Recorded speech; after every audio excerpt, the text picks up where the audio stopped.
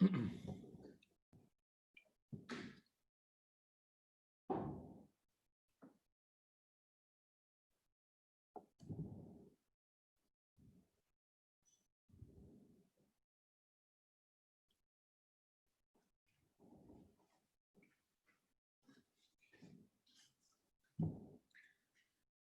afternoon, Your Excellency. Good afternoon. How are you? Good, thank you.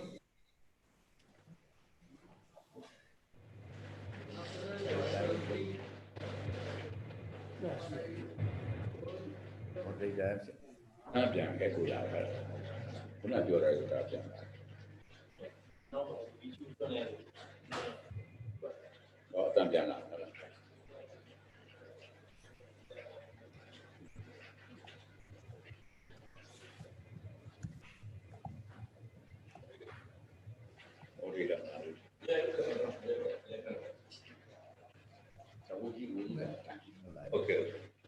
Hope you okay, no?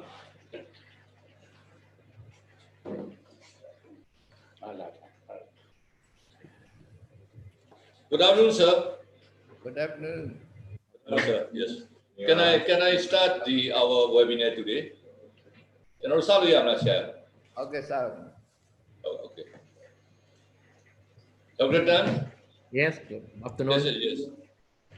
His Excellency Union Minister Engineer Uhanzo, our mentor, Secretary General of the Federation of Engineering Institutions in Asia and Pacific, and the speaker, Dr. Tani Chen, ladies and gentlemen, and fellow engineers, good afternoon to everyone.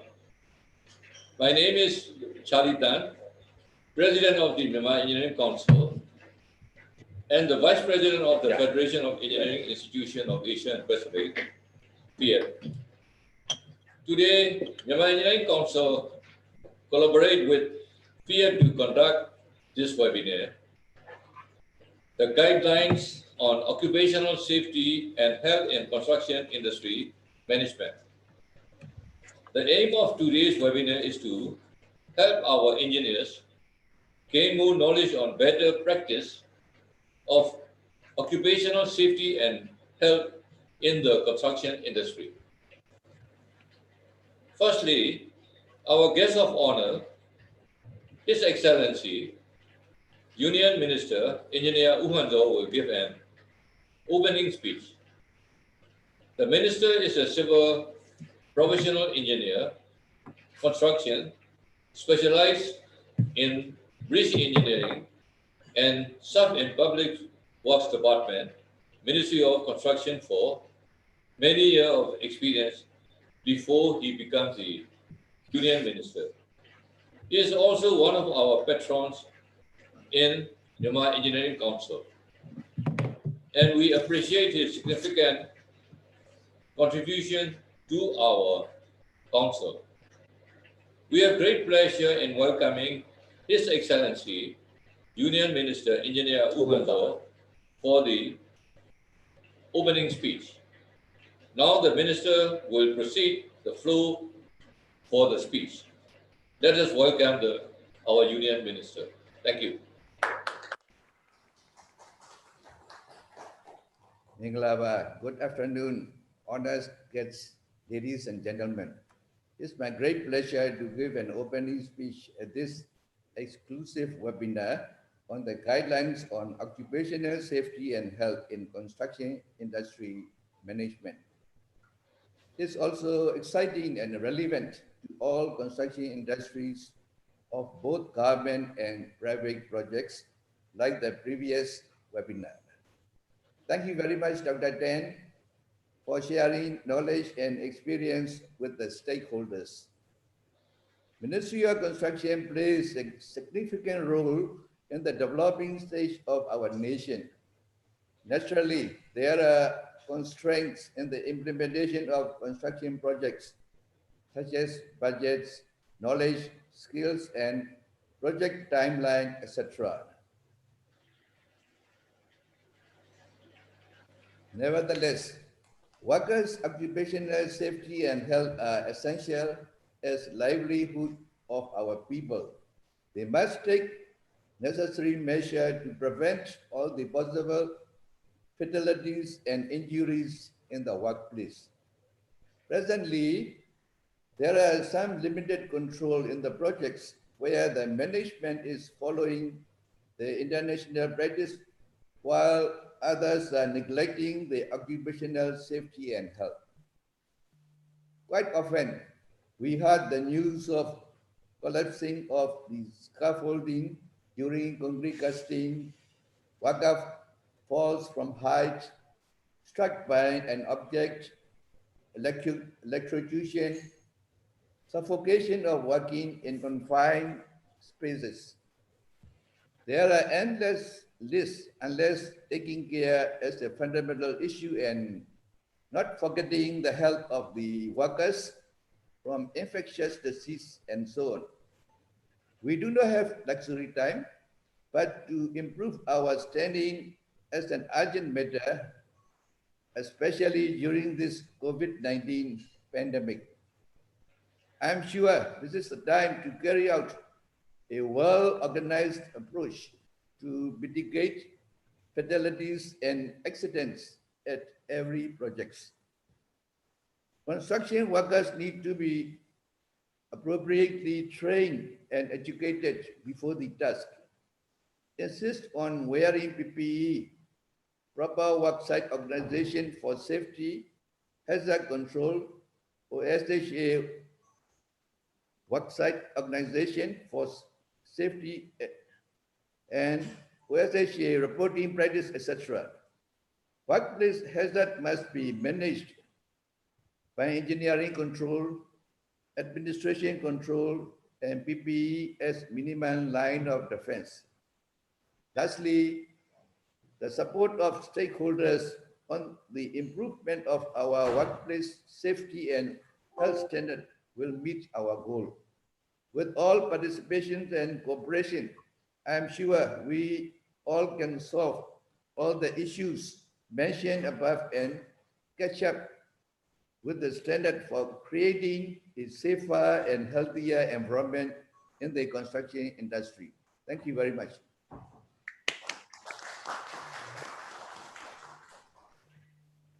Thank you, His Excellency. The next program of the agenda is today's topic of the webinar, the guidelines on occupational safety and health in construction industry management by Engineer Dr. Tan Yean, our mentor and speaker from Malaysia. Engineer Dr. Tan Yean is the first president of the Institution of Engineers Malaysia, IEM. Engineer Dr. Tan also holds the position of Secretary General in the Federation of Engineering Institutions of Asia and the Pacific, PF, an independent umbrella organization for the engineering institution in the Asia and Pacific region. He is a civil professional engineer and accredited checker in geotechnical and an honorary fellow of the ASEAN Federation of Engineering Organization, fellow of Institute of Engineer Malaysia, Institute of Civil Engineer United Kingdom, EAET, and AET-DEW. Engineer Dr. Tan has in-depth knowledge and many years of experience in mega infrastructure projects, and his specialty is geotechnical. He has also published more than 70 technical papers on geotechnical engineering in local and overseas conferences and seminars. Please welcome Dr. Tan and give your full attention to his excellent presentation. Dr. Tan, Okay. the floor is yours. Okay. No. Thank you. Thank you, Professor Charlie, chairing the session, introducing me. Thank you, His Excellency, Engineer Hu Hanzo, for the introductory speech. I would like to share with all my friends in Myanmar the introduction to the guidelines on occupational safety and health in construction industry, especially on the management. So basically, these guidelines is drafted for Malaysia, but I believe generally it can be used in any part of the world. Can all of you see the PowerPoint on the screen? Okay, can you all see? No problem? Okay. Okay, I continue. Okay, is objective of I will present the objectives. Then after that, the brief introduction to the OSHCIM 2017. Basically, you can see it's quite new. And later I will explain one by one, what is the client's role in OSHCIM, engineer's role in OSHCIM, engineers including designer, architect, surveyor, and other professionals. As for the contractor roles in OSHCIM will also be explained. Then what are the documentation required to carry out this OSHCIM? Finally, conclusion and recommendation. Basically, the objective. As I'm an engineer, when this OSHCIM was first introduced, is my responsibility to check what are the engineer's role, what we can play, what is our responsibility. So also our legal duties. Then after that, we will look at all the documentation that we have to improve from our current practice to upgrade ourselves to OSHCIM. Okay, brief introduction of OSHCIM 2017. Basically, if you look at the current Malaysia law, we have Act 514. Act 514 is called Occupational Safety and Health Act. In Malaysia, we always call it OSHA, OSHA. So it was first introduced in 1994. So that was many, many years ago. And it was used throughout Malaysia to ensure safety on the site of construction. Then we also have the Act 139. Act 139 basically is called the Factory and Machinery Act 1967. And we update it into the BOWAC 1986. So this not only cover construction, it also cover factory and machinery, building operation works, and engineering construction on safety. So all this will address things on the safety standard in Malaysia. Basically, the current law that we have before the introduction of OSHCIM, the occupational OSH stand for Occupational Safety and Health. You can see that the client, that means the developer or the government that start a project, play a small and insignificant role in the old law. In our current law, before the OSHCIM, they play a very small role. That means they always do not play a role to ensure safety. Okay, then how about the designer? You can see the circle from small become medium. As a designer, from architect, professional engineer, surveyor, their role are actually medium and they have some role, but also not that much. But the current law basically covers the contractor carries most of the responsibility and liability in the law. And if you have attended my first webinar with Myanmar, talking about stakeholders involvement in construction industry, you cannot rely on one party, because in the construction industry, everyone is a chain tied together. If there are weaknesses in the client's part, it will end up the safety will be compromised. Okay, same thing that if there is weaknesses in the designer part, also safety will be concerned. Because of that, I want to show with you, these are the statistics of what happened in Malaysia. At the bottom, you can see the bottom graph from 1999, update up to 2017. In the construction industry, every year we have nearly 100 people died because of a construction incident. And this was going up. You can see the trend from 2014 onwards, 89, 2014, 140, 160, 187.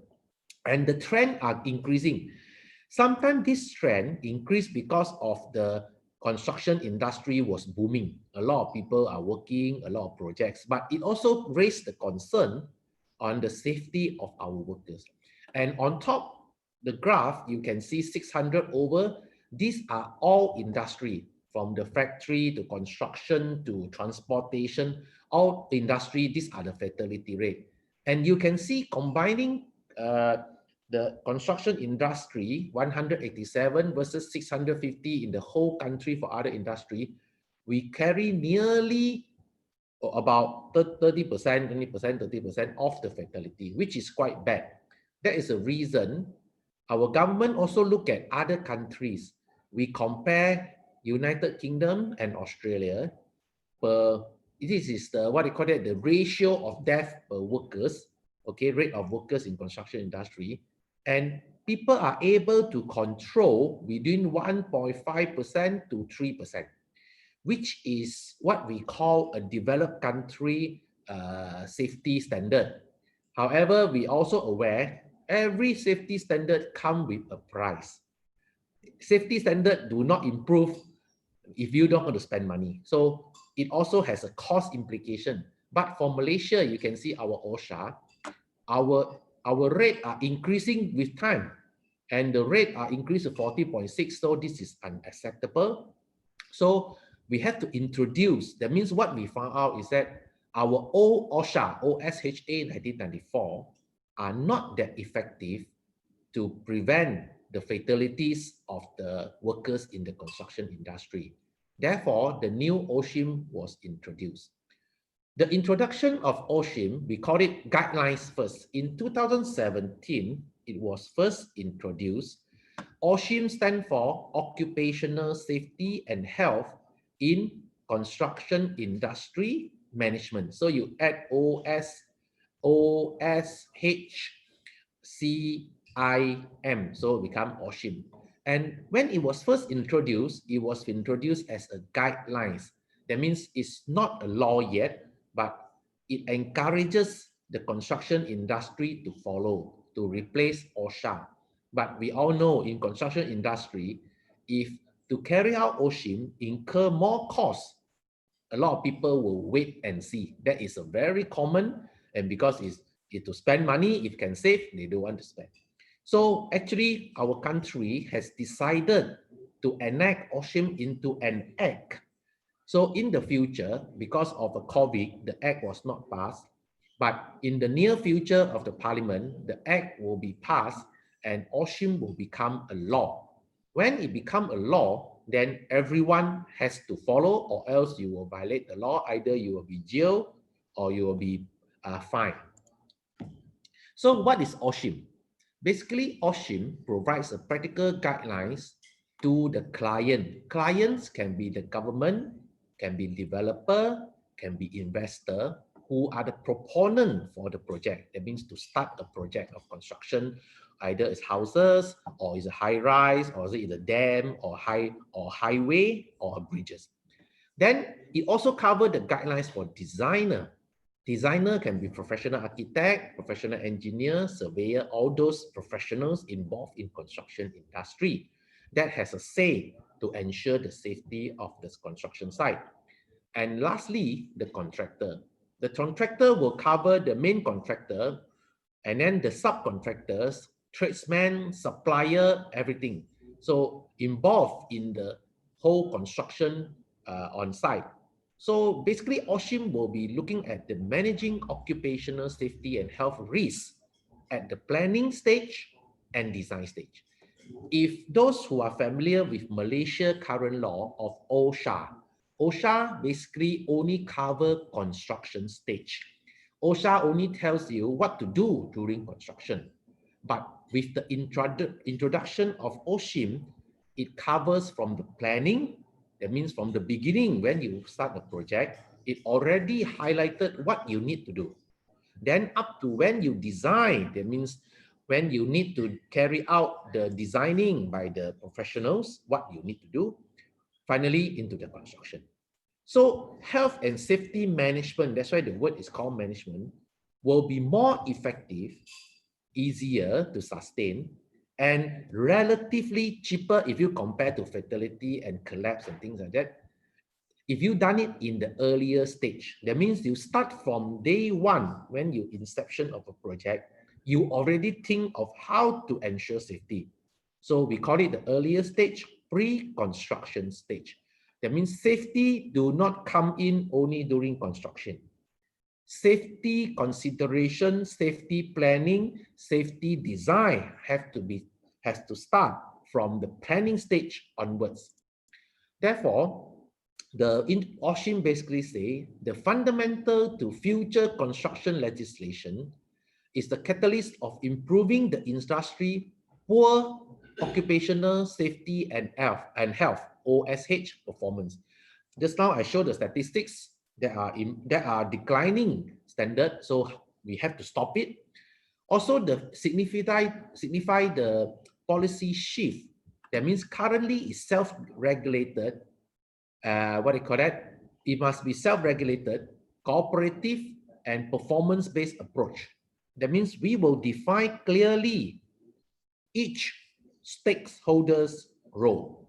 And then stakeholders starts from client, who start the project, designer, engineers, architects, surveyors, and also the contractors, main con, subcontractor, tradesmen. So all these are called duty holders. So this is a chart that shows what are the construction project team. When they define what is a construction project team in OSHCIM, it covers all the stakeholders from the client. You can see this is like it's a time chart. Move from the top here, starting, going down. So clients start first because you want to start the project. And when the client start the project at the top of the time is going anti-clockwise, so it's not the clockwise. So the designer will come in early. You can see designers start to come in. And when the designer comes in, the principal designer also comes in. Principal designer, later I will explain what is their role. And principal designer is a new term used in OSHCIM.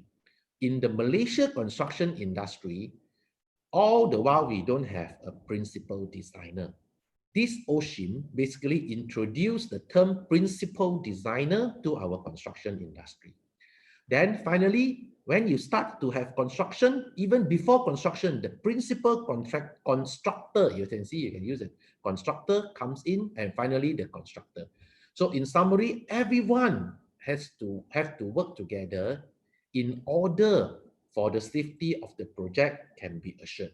Safety, not only safety on the workers, but also to prevent failures, which indirectly also make sure the project complete on time, okay, and also don't have any delay or collapse or failure or defects. These are all actually, if you work together, actually this not only can achieve health and safety, but also improve the quality of the construction industry. So if you look at this graph, it's very important. You can see on the y-axis, on the vertical axis, this is the influence, that means the higher or lower at the bottom, and this is the timeline. On the x-axis, on the horizontal axis, is the project schedule. So if you look at this purple line, basically it shows ability to influence on safety.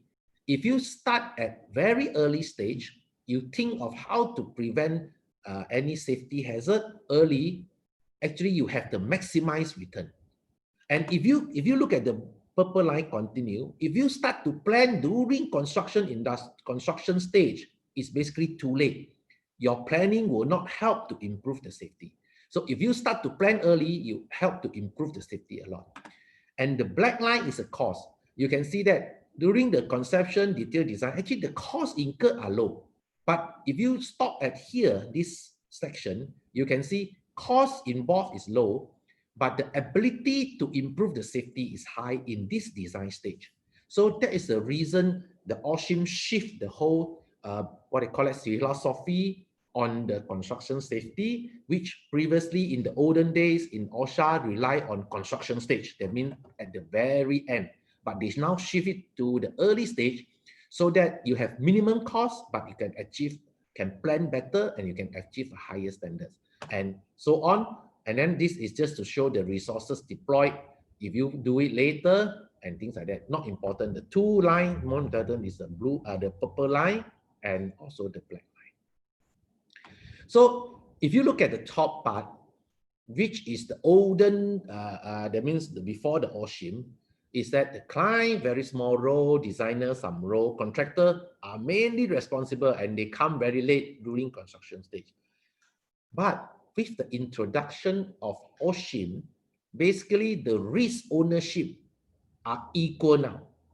That means every stakeholders from the clients, designer, and the contractor are equal in sharing the risk and play their role.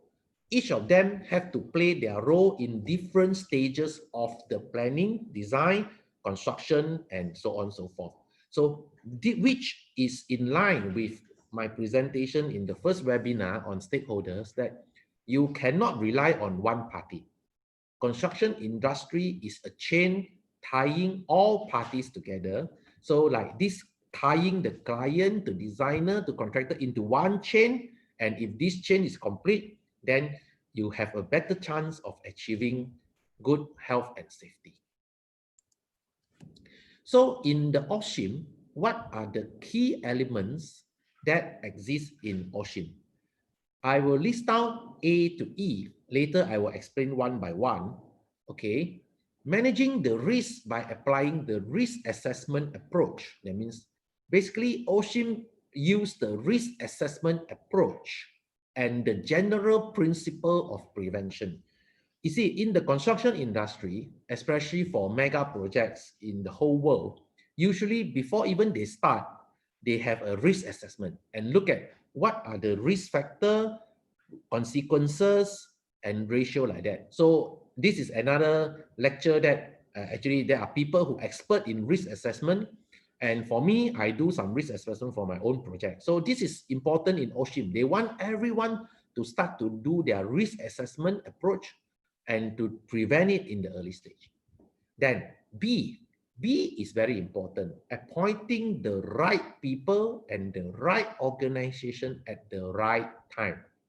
Okay, what is trying to tell you is that as a client, we cannot choose a client. Just like if a developer from Malaysia want to go Myanmar to build a mega mall, but he got the money, so he come to Myanmar, he get the approval. But if you have OSHCIM, you can assure that he has to appoint the right person. That means as a designer, architect, designer, engineers, and the right organization. That means the consultant or the architect that have the experience to work with local to ensure they are the right person to do the project. Then the safety is better. And they appoint them in the early stage, not until the end, then it's too late. So this is also appointing the right person, people, organization at the right time.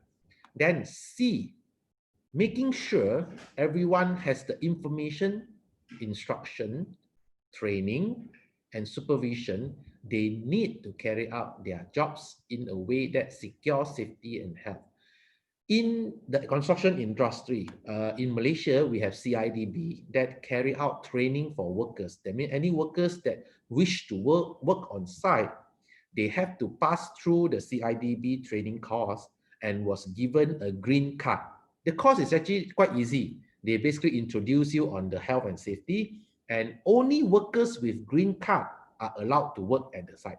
So to improve it further, not only the training, that means we also want to make sure whoever working on site have the clear information of what are you working on. Not only just go there if your supervisor tell you to do, you do, but at least you must know what is the information and instruction earlier stage. Even the people who supervise must know. Then this also will improve the safety. Then D is duty holders cooperating and communicating with each other and coordinating the work. Basically, duty holders are client, designer, and also contractor. That means three parties, three stakeholders have to cooperate and communicate with each other and coordinating their work. In the current construction industry before OSHCIM, a lot of time the client will not bother with the construction safety. He say, I award this contract to you as a contractor, you go and make sure the site is safe. But with OSHCIM, the client on day one, even before they employ the contractor, they have to think of safety. So they have to follow through and play their role, despite their role will reduce during construction stage as a client. And during construction stage, the role of contractor will increase, but because the client has start from beginning, so basically we have a more even distribution of responsibility and role starting from planning to ensure safety. And then E, consulting workers and engaging with them to promote and develop effective measures to secure safety, health, and welfare. So that means not only the workers are supposed to carry out the work and do it as fast as possible, but the whole construction stage have to include coordinating and consulting with them, and then there's a health and safety officer to check whether their working environment is safe or not. It's not only like a slave. You are workers come here, you just have to slave and work to finish the work, but no, we have to take care on their safety, health, and welfare. So in summary, these are the key elements in the OSHCIM. So if you say, what is OSHCIM? Basically, this basically tell you the whole thing about OSHCIM. Then now I want to go into a little bit more detail on managing the risk, which is A, managing the risk. Managing the risk by applying the risk management approach and general principle on prevention. Okay, this inverse triangle is a very informative triangle. Basically say, if you look at this arrow going on top, reliability of control. That means the higher it is, the better it is, or more reliable to prevent any bad risk, any hazard and bad things from happening. So if you can do avoidance of risk, is better than you do monitoring and supervision at the bottom. Because the avoidance of risk have to start from the planning stage. Elimination of hazards and substitution for something less hazardous. Example, in the olden days, people use asbestos. So are you going to say, okay, I don't control use of asbestos, but during construction, I give you PPE? No. Actually, if you can eliminate the hazard in the early stage from planning to design, you already remove the risk factor. That means you are removing risk and removing dangerous things from the construction site. So the whole OSHCIM philosophy is to list down what are the risks of this project and how to eliminate the risk and hazard with something less hazardous. I know not everything can be replaced, just that, but you have to think within your economy, reasonableness and your affordability. That means the money does count, time do count, how to do your best in the early stage to think of it rather than leave it to the back. This not only for safety. Just imagine if you don't think it through in the early stage of avoidance of risk, during construction, monitoring and supervision, you found it's too late. And there are so many people getting hurt. Every day there are workers die, workers being injured. Actually, your project will delay. There will be even cost incurred that you cannot control. Therefore, the OSHCIM introduced this. So it's good for those who attend this webinar to think of, to keep this inverse triangle and use it in your everyday work. That means you start a project, you must think of how to, you list down what are the risks that can go wrong. Then things that can go wrong, you try to avoid it rather than do it later like safe. Then later one is like reducing limit the duration of exposure to hazard. These are okay, but as you go downwards, you can see as you go safe system of work, training, information, these are less effective already. These are called mitigative, not so much of preventive. So you want to do more preventive here, okay?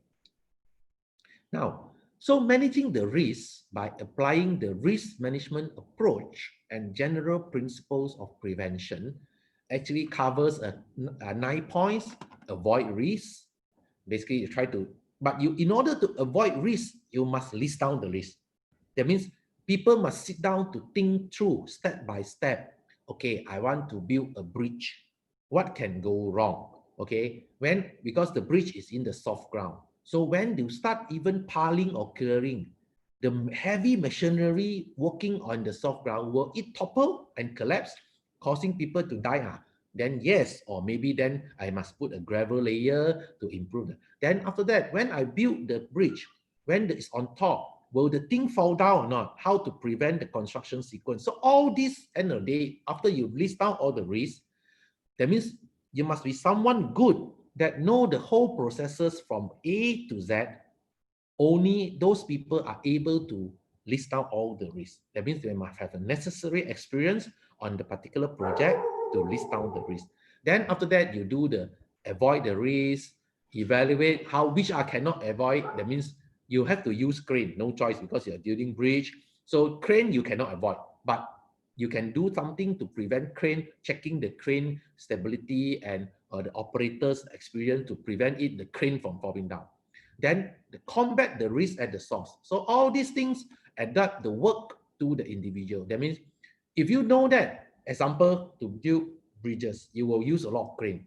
Then the individual that has a major role to prevent health and hazard problem, it could be the crane operator and the people who assist him to control on the ground. So how to train them, how to make sure they know what they are doing. So and then adopt to technical progress. This is like technology, because now certain construction has a different technique. These are technology progress. Replace dangerous by non-dangerous or less dangerous processes or materials. And 7, develop a coherent overall prevention policy. That means from day one, you already think. So along the way, when you do design up to doing a construction contractor award tender, you already talking to people who are going to do the construction. Okay, this can go wrong. You have to make sure your operator of the crane are well trained. You know, your crane, your cable, all this must check. These are example. So if you are talking about basement and foundation, there are a lot of things. So each construction will have different risks and different approaches. Then 8, give collective protective measures priority over individual protective measures. What it means by that? Individual protective measures is example, helmet. You wear a safety helmet, that's called individual protective measure. You wear a PPE, let's say you go into what I call that, oil and gas, but that is only for individual. That is very low in the, just now the inverse triangle, the very low of it, the effectiveness is only very low. It is important, but low. If you give a collective protective measure, that means from the whole site, that I already prevent scaffolding from collapse because I have a material, proper design of a scaffolding to support the false work, to support the concreting already being designed, check, and then construction that time check again. So you're not afraid of the whole concrete after you cast collapse down because you have checked all these things. So it be called a collective preventive measure. You don't rely on workers wearing a helmet. Hopefully when the scaffolding or the concrete fall down, hit their head, there are chance of survival. So you can see the collective protective measures will produce much good results compared to individual. Then all these things have to start from planning stage. So it changed the whole thinking and philosophy of how you work in the construction industry. Then number 9, give appropriate instruction to employees. This is again, we understand all these workers, they are not that well educated or highly educated. You must be able to tell them if they are working today, what are the work they're supposed to do, which are the area that they have to look for. It means this, if you work in this area, you better careful because we are doing bog pile, we drill hole. So please watch when you walk there or you don't fall into the hole. So all these things, instruction must be given. So you can see how OSHCIM use risk and applying from planning stage up to construction stage. So basically the few key flowchart is avoid risk where possible, evaluate those risks that cannot be avoided. It's not all risks can be avoided. Some risks exist. Then how do you mitigate or minimize the risk, reduce the risk hazard? Put in place proportionate measures that control them at source. That means you introduce a collective prevention measure, as I discussed earlier, then you put them in place. So this involves a lot of thinking. So in summary, OSHCIM basically introduced a lot of sitting down to think through the process, but everyone, not leave it all to the contractor. Okay, so in summary, you make sure everyone has the information, instruction, training, and supervision. That means from the designer to the workers, they have all this. So required level will depend on the risk involved in the project and also the complexity of the project. Example, the project I involved doing tunneling in MRT for our Kuala Lumpur. So we are doing about 40-meter deep of tunneling using a TBM machine. And what are the things that can go wrong? Preventive measures all are in place. So all these things, different projects will have different needs. Then after that, there will be knowledge, level of skills required for different work, knowledge, training, and experience of the workforce. So in summary, for a country like Myanmar, now you are starting to boom in the construction industry, you have to have job. So it's good if you have in place a system that means you leapfrog from the old system that other country has tried and now find it obsolete. You don't repeat. You straight away can consider to jump to the latest standard, but to suit your current development economics condition. That means not all you adopt, but philosophy and principle, if this suitable, you can consider to adopt for your country, which will, in the way when you develop for a few years, you find it that you don't need to change the law again. Maybe this law already can extend further to until you are a very developed country. So, but if you impose a law which is too strict now, it may stifle the construction industry too much. So all this balance depends on you, the engineers in Myanmar, MENG Council, Myanmar Engineering Council, MES, and all the ministers' wisdom to come up a OSHCIM Act, maybe to suit Myanmar in the current stage, but with the condition that you can improve it with the regulation and things like that later. Okay, so now I continue, making sure everyone has information, instruction, training. So basically, this is a pre-construction information. In the early days in Malaysia, in OSHA, we don't have this. That means we only have the last two. We only do the construction phase planning and safe and hazard, but don't even have this. So, but now with the OSHCIM, that means you have to description of the project. All these are considered from the planning to the design before construction. So I'm not going to repeat this, but it basically tell you the three major parts. Then the construction phase plan, that means what are the safety and health management you have in place, identification of the significant site risk. Okay, this site is near a slope, so during raining is very dangerous, so what to do, and things like that. So this site is for, let's say, bridges, then what are the significant risks. Finally, safety and health file. This basically is called documentation, because as we all know, if you don't have a proper documentation, when people, let's say one senior supervisors that have been carried out your construction phase plan, he resigned, or he passed away, or he leave the job. The next one coming, maybe do not have the document to continue. So actually documentation is very important. So that in OSHCIM, it is called safety and health file. That means it lists out all the risks, historical things, any hazard that have been handled. That means whatever planning you do from beginning, already all recorded in here. So whoever new come in, the first thing he needs to do is to read this. If he's workers, okay, workers, you're not expected to read a lot, different thing. But if you are project manager, you are the senior supervisors, then with this file, you will understand the project and keep you up to the speed of the project. So this is also very important because safety and health file. Okay, now I want to share with you, continue to share with you, what are the key changes from our earlier BOWAC or OSHA 1935 to OSHCIM. Okay, so this is a comparison of the old on the left and the new on the right. So in the old Act, we basically prescribe the control measures. That means they tell you what to do. Okay, do this, do that. But we all know construction industry is very complicated. Different project site is different. So all these control measures are only good during construction, but also not comprehensive.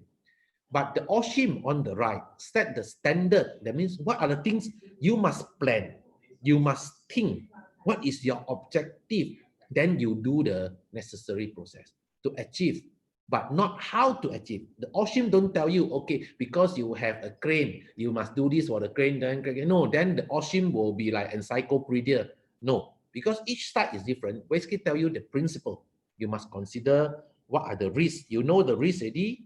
You list down the risks. You list down what are the avoidance measures you can do it. So it basically set the objective. So this is different between OSHCIM and OSHA. But you can refer to OSHA. No harm of if there are things that's good in the olden act, you can use it. It doesn't stop you. Actually, it's not contradicting one. It's actually an improvement. OSHCIM is an improvement of OSHA and BOAC. Basically, in the old OSHA and BOAC, it applies to principal main contractor only. That means during construction, only you start to use. Basically, during planning, design, you don't care.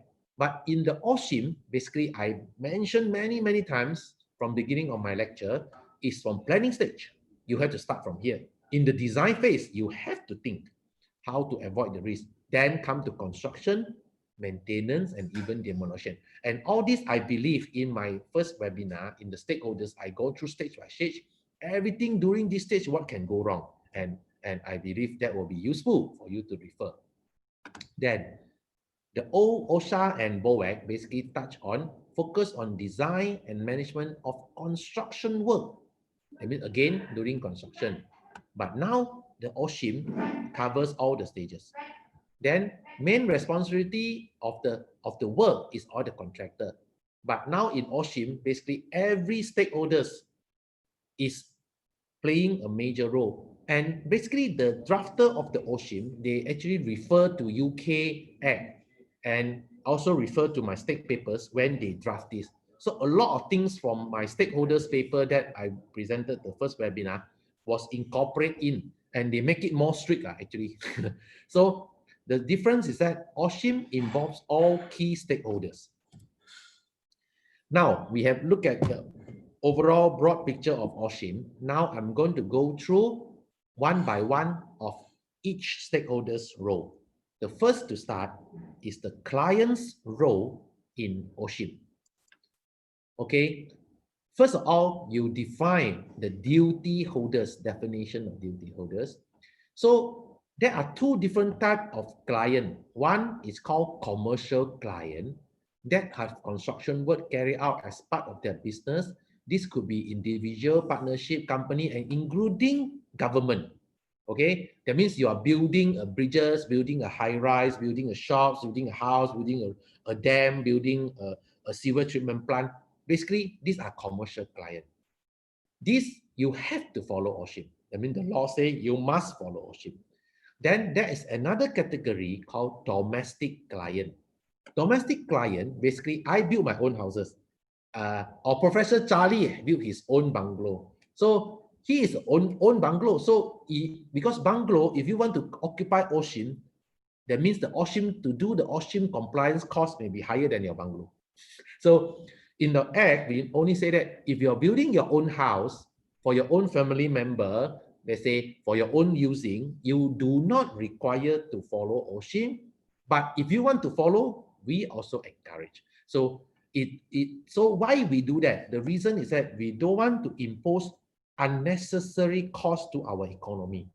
Just imagine if everybody want to build their own house, have to employ professional and things like that to do a principal designer later I explain, then they are too much. So we allow domestic client not to do it. So that is the what they call that advantages to make sure that we don't impose heavy financial burden onto the economy.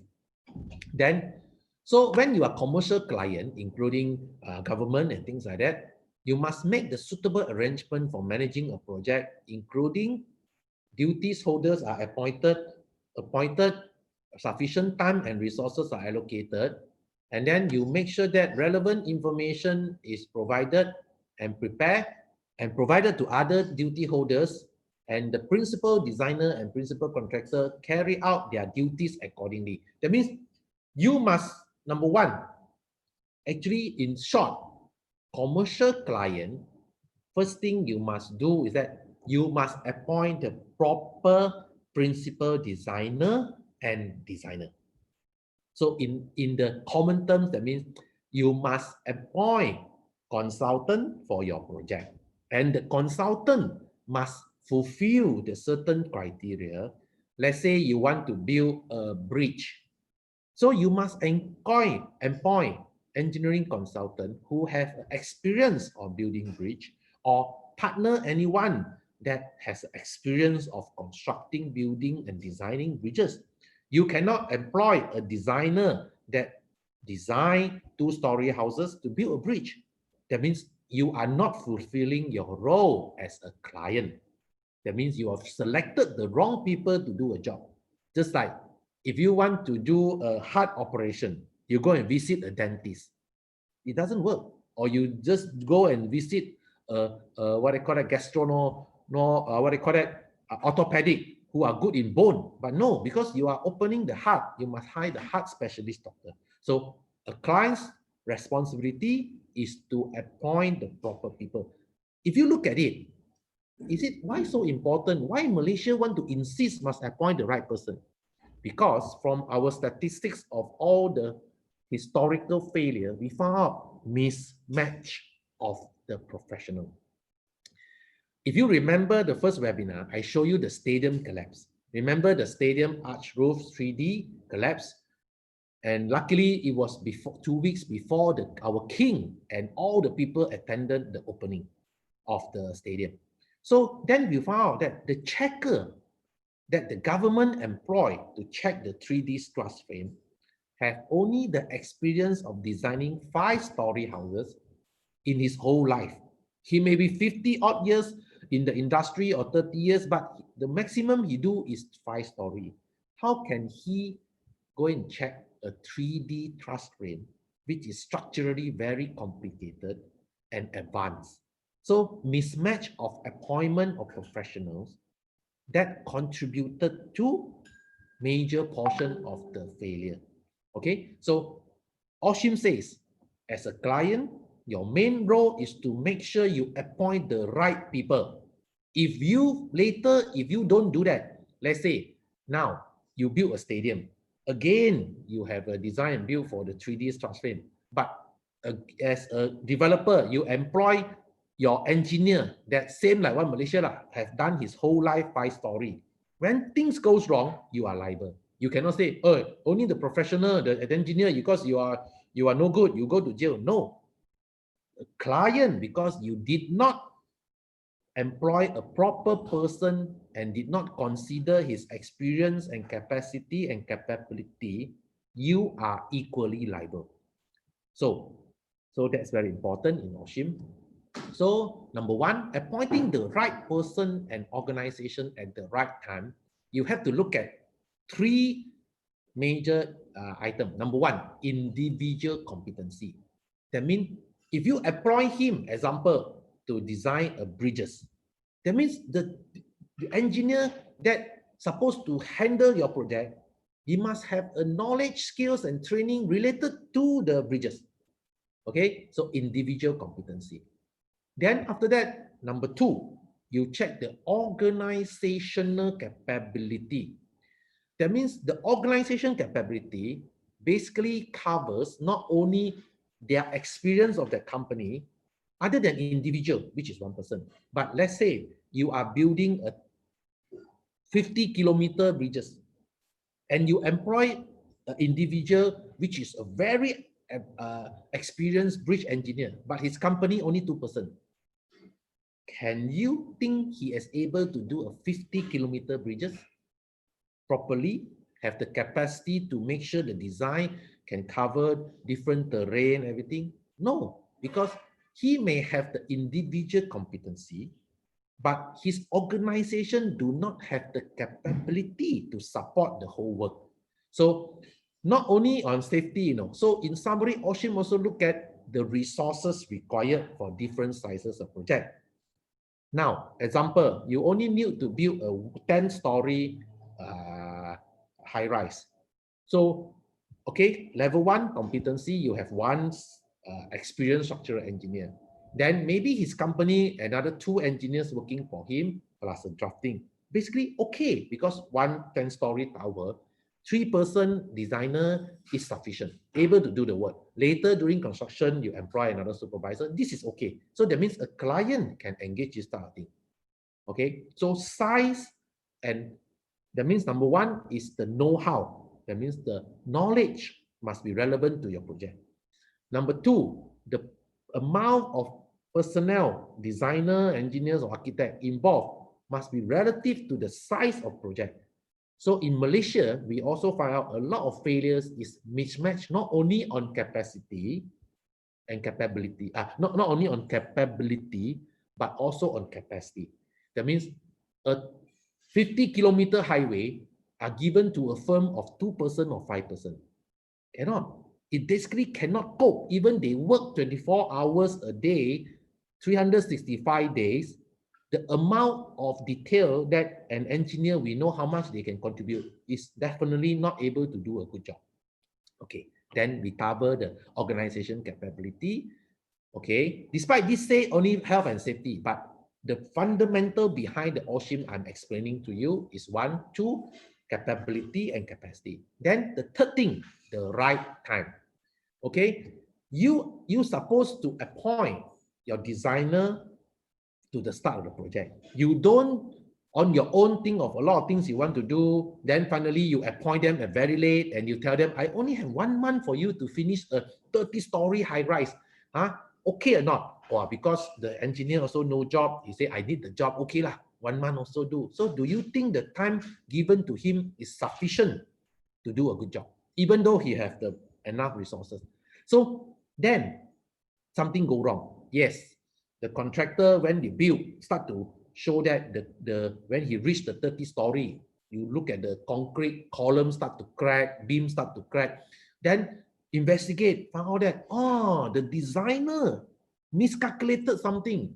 So the professional engineer, like Myanmar Engineering Council, will take action, de-license him or either charge him in court or whatever.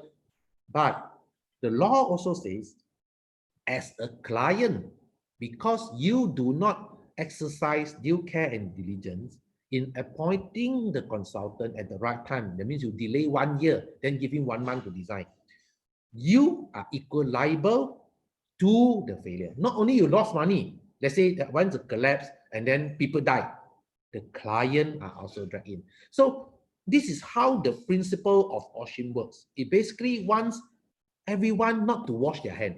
You see, in Malaysia, everyone is very good. It's not my problem, it's his problem. Then this guy say, no, it's not my problem, it's his problem. So A blame B, B blame C, C blame D, then everybody finally they blame the God. So in OSHCIM, basically says that now I tied 3 stakeholders together: client, designer, contractor. Each one, you have to play your role. And now I'm sharing in with client's role. And this is a very new in Malaysia, but it's have been introduced in other countries like UK, and it seems to work. So I believe principle, this is correct. Then, so what are the client's role in OSHCIM? You must have budget. As I say, nothing come free. So a client must have, usually this is from research, basically 0.45% of the cost will contribute to this compliance to OSHCIM related safety thing. So that means you have any amount of money, about 0.5% to 0.3 to 0.5%, it will be used as a safety and health related. Okay. Then again, allow sufficient time. Just now I mentioned right time, right? To employ the designer at the right time, to employ the contractor also right time. Let's say your project, correct 30-story, you need about 2 years to do a proper construction, but you want to rush, so you give the contractor only 1 year. So unless the contractor has a lot of advanced technology like slip form, automation, then okay. But if you do a conventional method, just imagine how much they are going to take risk. That means before the concrete was hardened enough, they already go to the next floor, things, so on and so forth. So client must make sure you have sufficient time for the project. Appoint the right project team. I mentioned earlier, the designer, contractor always must be right. So prepare client's brief. A client cannot say, I don't know what I want. That means you must think through what you want. Let's say I want a 30-story building. It's for the hotel. So you start your brief. I want to have how many rooms, how many star hotel, you tell the architect, the engineer, I want swimming pool at the what floor, I want the helicopter pad, I want this, I want that. So you must come up with the brief. Then people can do. Designer can plan. You cannot be saying, oh, I'm thinking of doing 30-story. Then after 1 month, 2 months of design, I said, no lah, now I'm thinking want to do 45. Then after a while, 2 months later, I say, no, money very difficult to find. I want to do 20. Just imagine you are changing. Basically, you start from scratch again. So the time has to extend. So this also tells you how the project management works. Then finally, ensures health and safety and health file. That's how I mentioned all the documentation are kept. That means all the stakeholders have to make sure that this safety and health file are properly prepared. Not you say, I leave to contractor. You may leave to the contractor to use it on site, but you are party to it and the stakeholders to it. So, okay, this is the thing. So you look at this flow chart, basically is on the traditional contract. Design, bid, build. That means you finish all the design, all the drawings ready, specification drawing, then only you call the contractor to come and bid for the contract. So you can see here the client's role, they start to play in the before the concept stage. That means the start inception. Then the principal designer, okay. The principal designer already start here. The principal designer, basically, later I will talk about it, including the designer, architect, and also the engineers, everyone inside, but there is a head. We call it the principal designer. His role is to make sure health and safety are being coordinated. He may not be coordinating technical things in terms of beauty or engineering technology or whatever, but he's coordinating anything that relates to health and safety. And this is the role of principal designer. So he come in very early in the concept design. And then he developed together with the whole consultancy team, consultant team professionals, develop detailed design, then prepare tender, then the principal contractor come in. Okay, from here onwards, he's working with the principal designer and principal the client to come up with the system that before even he construct, then the safety and health file will be implemented from here onwards. And when you start construction, they are still coordinating to make sure anything that they develop until here, they have think of how to prevent risk, how to do things properly. So when the contractor take on board, he actually inherited a lot of things and he had to add his own experience to it. That means this is just like a marathon, okay? The current client start first. Then when he start, he bring along his principal designer. He come in maybe at the first 100 meter. Then two of them run half a kilometer. Then the contractor come in and join them. They still have to run. The client still cannot say, I wash my hand. No, okay, you all can do, I just pay any. No, he continued to run, three of them continue to run until the end of project. So they are a team that continue from beginning. This one start, then when it's this stage onward, three of them continue in the construction stage until final end under operation and maintenance. So this is how OSHCIM define each stakeholders' responsibility. Then there are design and build. Okay, design and build, that means contractor are doing design. So you can see the client wanted this project, concept design, the principal designer and designer are all in, then tender stage, but they don't do a detailed design. What they do is called reference design. Reference design, they tell you, I want the bridges of this span about 40 meters from here to here. The bridges must how wide, the gradient is how much. Principle, the alignment all fixed. But the detail, how the foundation works, is it bought power or is it, no, don't know yet. So when the principal contractor tender, he tender for price, then only he carry out the detailed design.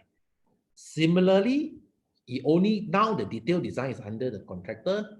He has to engage all the professional engineer to work for him to come out detailed design.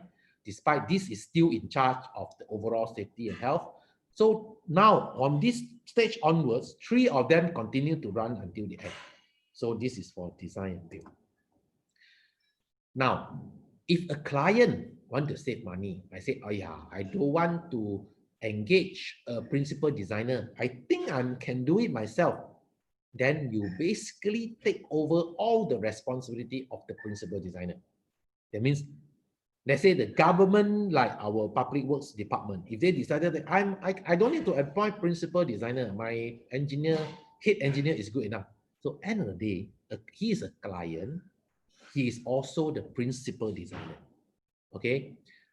So if you don't engage, the disadvantage is that the advantage of not employing, you save some fees lah.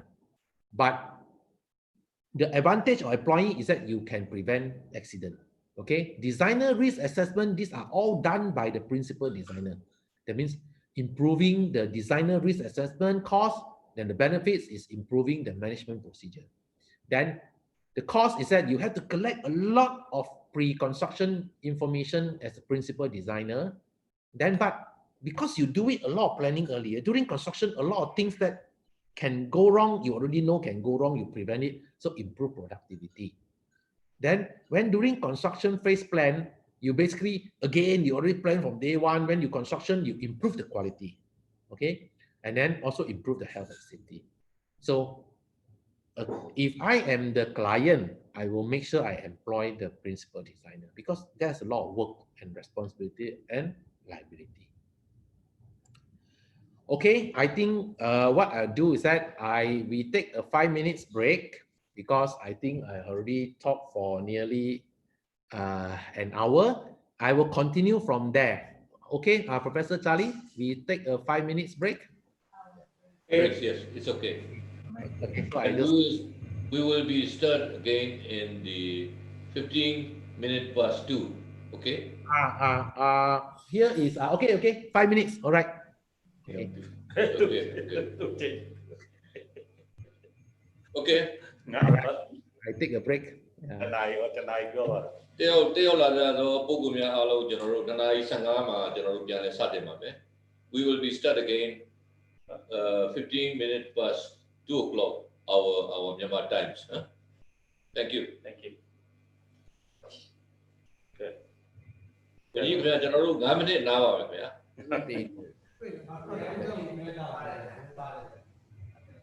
5မိနစ်နားပါမယ်ခင်ဗျာဒါလေးတင်ပြပါမယ်ခင်ဗျာ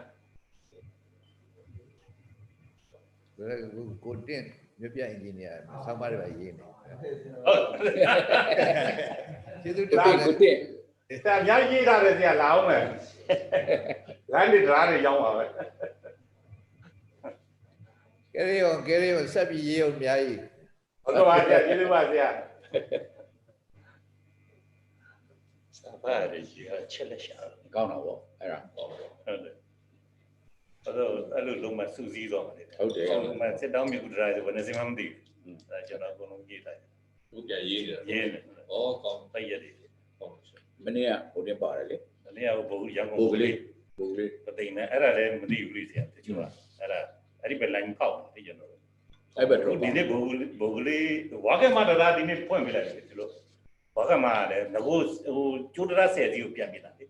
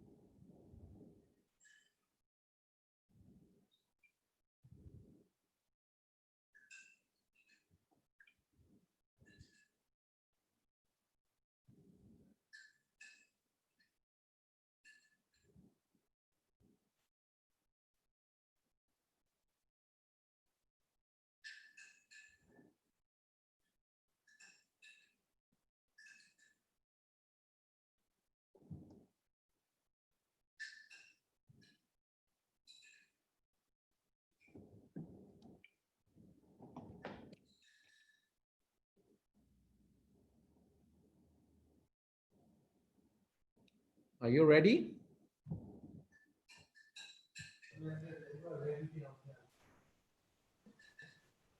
Live. Can I continue? Yes, yes, Okay, yes. I continue. Okay. Okay, thank you for giving all of us a 5 minutes break. I will continue now. Okay, now continue with the engineer's role in OSHCIM. Just now before about the client's role, now I will be discussing on engineer's role in OSHCIM. Yeah. In engineer's role in OSHCIM, we first of all, we have to define the duty holders as a designer. So you can see on the left is the designer, while on the right is principal designer. Okay, let's start with the designer. Who are the designer? The designer basically is either the company, the main organization, or individual who is part of the business to prepare or modify design. So they use prepare. Prepare, that means from the design, analysis, drawing, production. That means, and modify, that means along the way, if there are changes during construction, there are also modification of design required. So basically involves design, drawing, specifications, bill of quantities, or design calculation relating to the construction works. So these are the designer. So designer can be a professional architect to do the architectural work. Professional engineer will do their part as an engineering design. And if you have a quantity surveying, then this is more quantity, or else usually sometimes engineer can do the work of quantity surveying, depending on the act and the law of each country. Then the new term, which is called principal designer on the right. The principal designer is appointed by the client to control the pre-construction phase of the project, which involve more than one contractor and also the consultant, okay? Despite the wording is not like that. Basically, the principal designer role is duty to plan, manage, monitor, and coordinate everything related to health and safety from the pre-construction stage. Okay, that means they are basically in charge to make sure, number one, after the client have engaged a principal designer, he is the one who played the key role in every meeting to highlight to the designer, hey, in this part, have you considered the health and safety for your construction you propose? Let's say you propose a cantilever, what do you call that, type of bridges, or you propose a basement wall with a diaphragm wall or whatever. Have you considered what can go wrong here? He is the one who always asks this question. Then the architect, or example, if you go to some building, the architect do not have safety in mind in their design.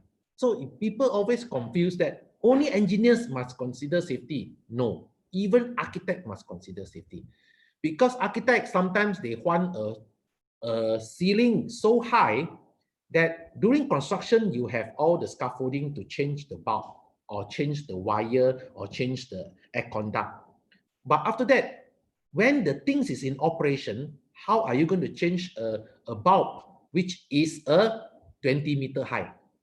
Have you considered that? So if a good architect, like which is including in our airport, if you go to KLIA airport, you can see that our ceiling is very iconic and the light is very high.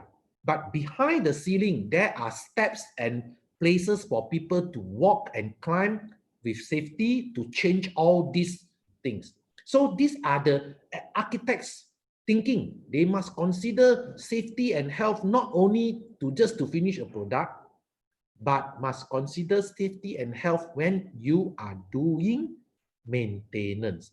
And this thing is very important because not only that it ensures safety and health during maintenance to change a bulb or to change a fan or to clean the air conduct, all this will also incur cost.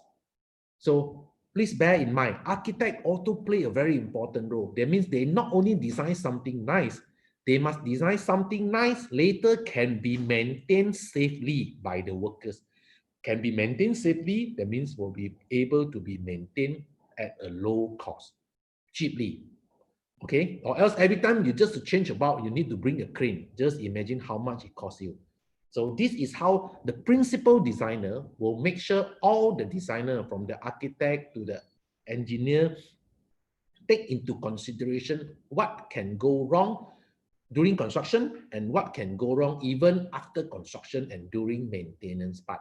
So that you have a building not only safe during construction, but also very safe, and there's no people falling down when you are maintaining the building to change the equipment or whatever. Okay, so general requirements is that engineer's role, you must fully understand the risk at each stage. So you can see every time you talk about different stakeholders, again the word risk appeared.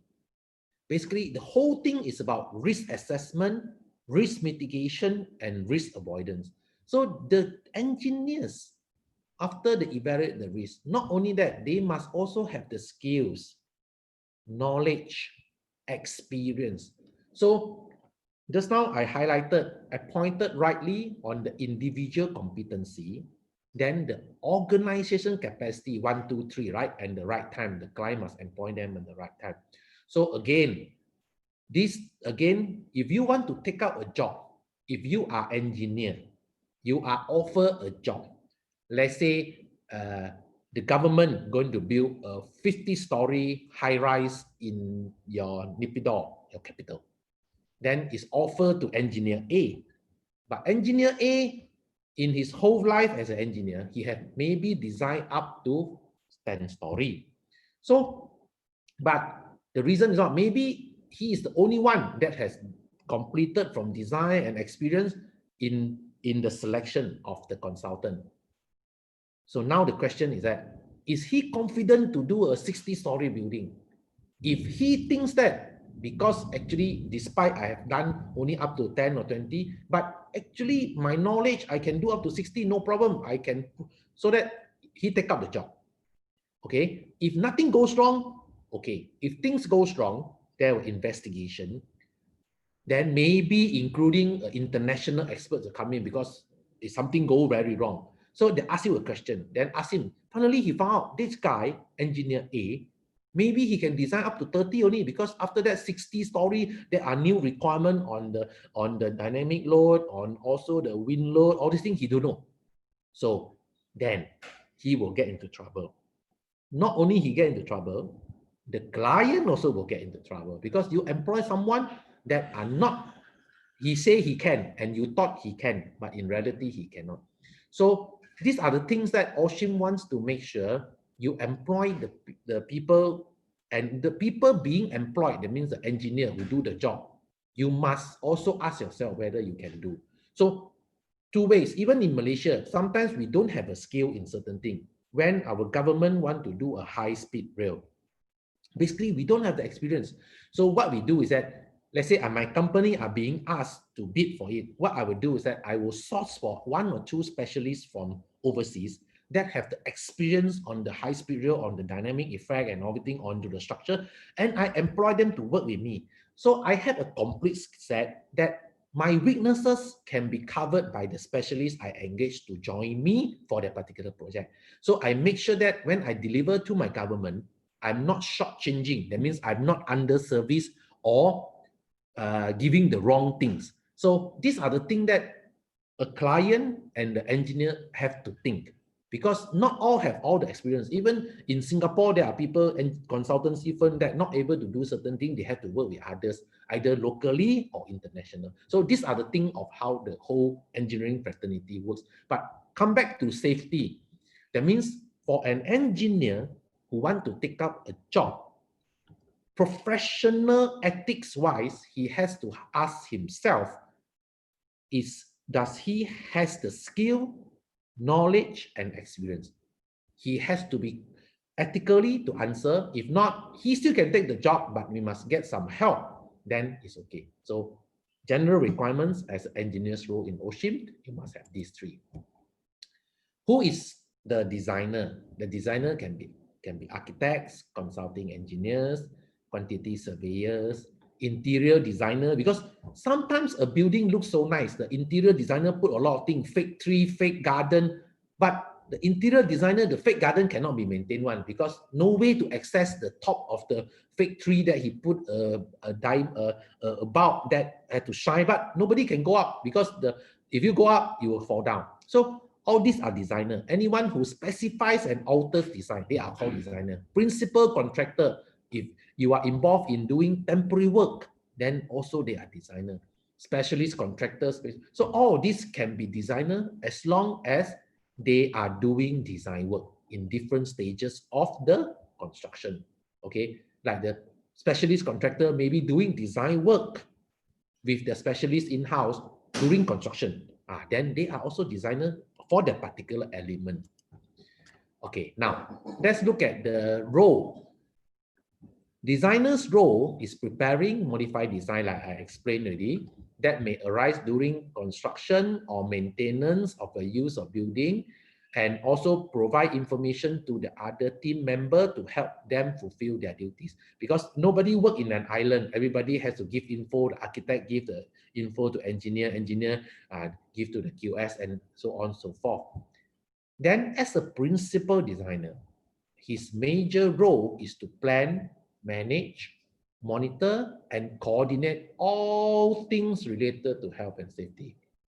So before the construction, we call it the pre-construction phase, that means during planning, detailed design or design stage, that include identify, eliminating, or controlling foreseeable risks. Just now in the introduction to OSHCIM, I tell you what are the things needed. So now I'm telling you who are doing what.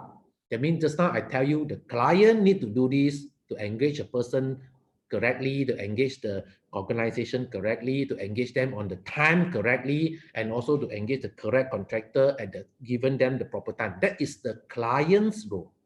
As the principal designer role is to manage and coordinate the health and safety.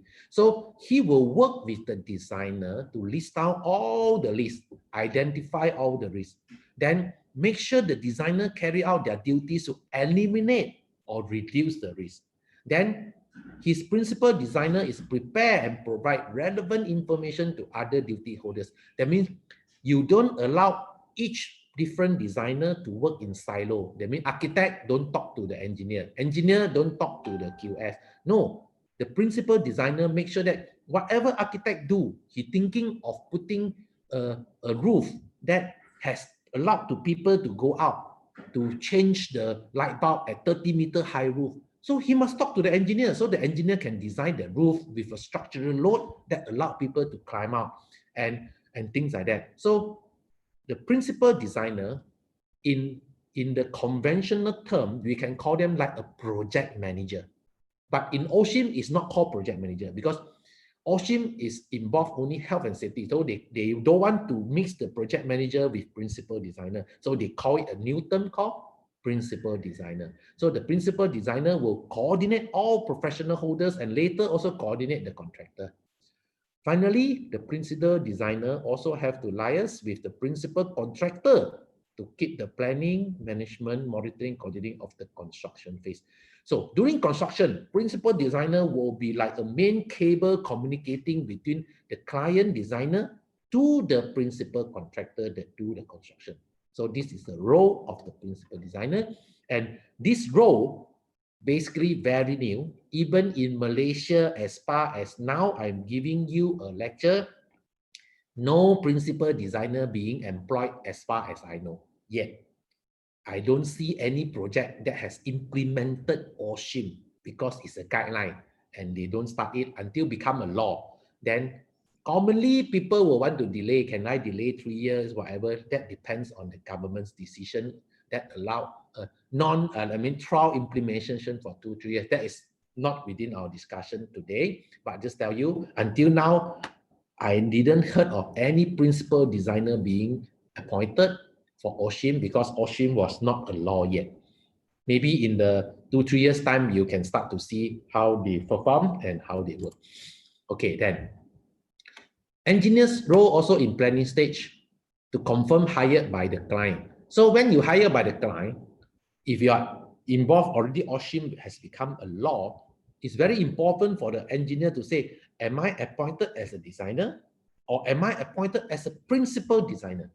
Because the responsibility and the role are different. The scope also different. So it's very important as an engineer, you must know what scope are you being appointed for.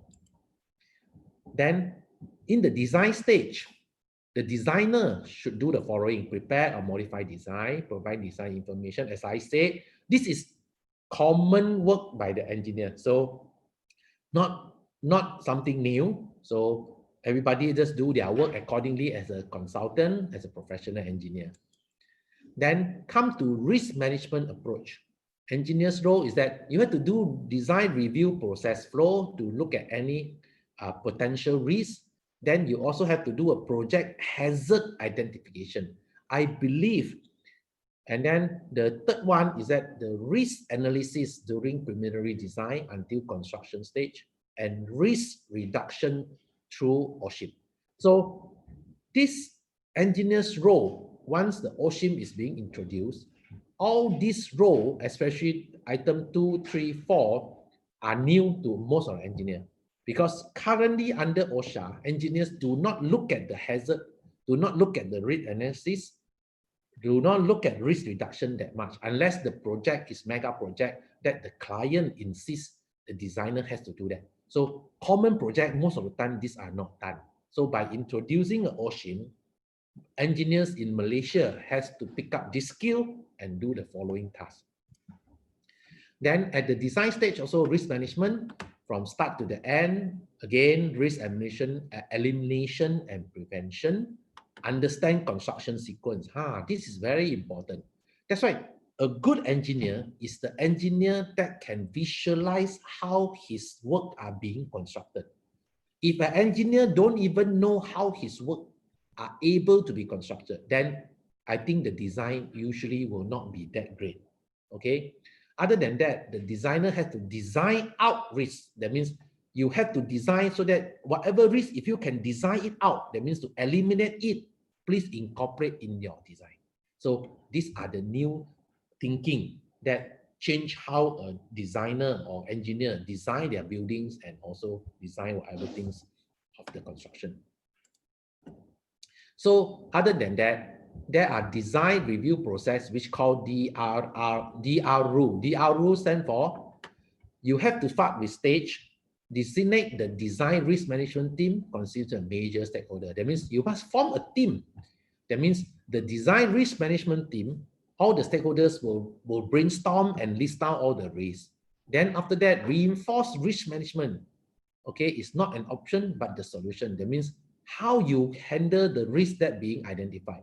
Then finally, R, recognize the full context and concept of the design, the hazard and the risk that arise as a result of the design and construction method. That means finally you finalize it. Yes, this is what can go wrong. And then after that, you understand the source of hazard and risk, leverage your design skill towards risk. That means you start to vertically for 1, 2, 3, 4 is identified.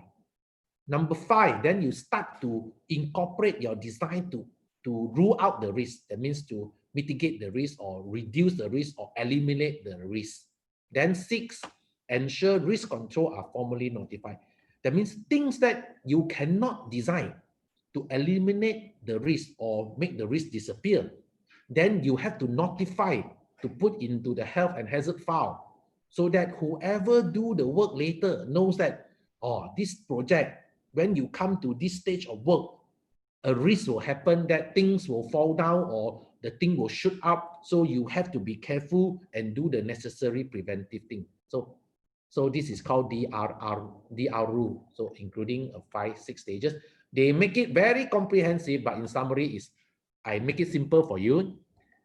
Identify all the risks, list them down, see what are the consequences that can cause to the project, either things dropping down or killing people or people fall off. Once you identify this, then you see in your design that you're going to do a design for the permanent work. Can you incorporate in your design to mitigate it or take it, I mean, to let the risk disappear? If can, do it. If can, but too high cost, then maybe you do partly, and partly you leave it to during construction, more safety concern and care will be carried out. So then you put it in the proper document so that whoever contractor start to do work, he knows straight away from the health and safety file that he need to take special care in certain work. Okay, so that is a simple explanation of 1, 2, 3, 4, 5, 6. But when they want to write very comprehensive. So in summary, concept design review during, that means the rule number 1, DRR rule number 1, concept design review. This stage you identify the risk. Detailed design, maintenance, repair, review. That means this stage you, like what I say, once you identify, do all the necessary in your design or write it down.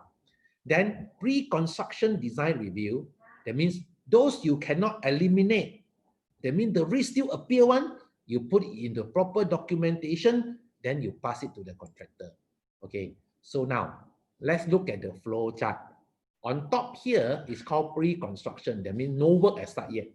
So concept design review, in the concept design, you identify all the risks and discuss what is the risk consequences, what will happen during concept.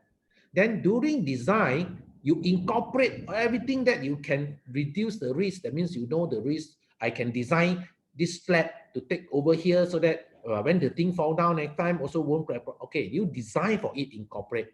Then after that, you do a detailed design review, see how much you have able to mitigate or eliminate all the risks.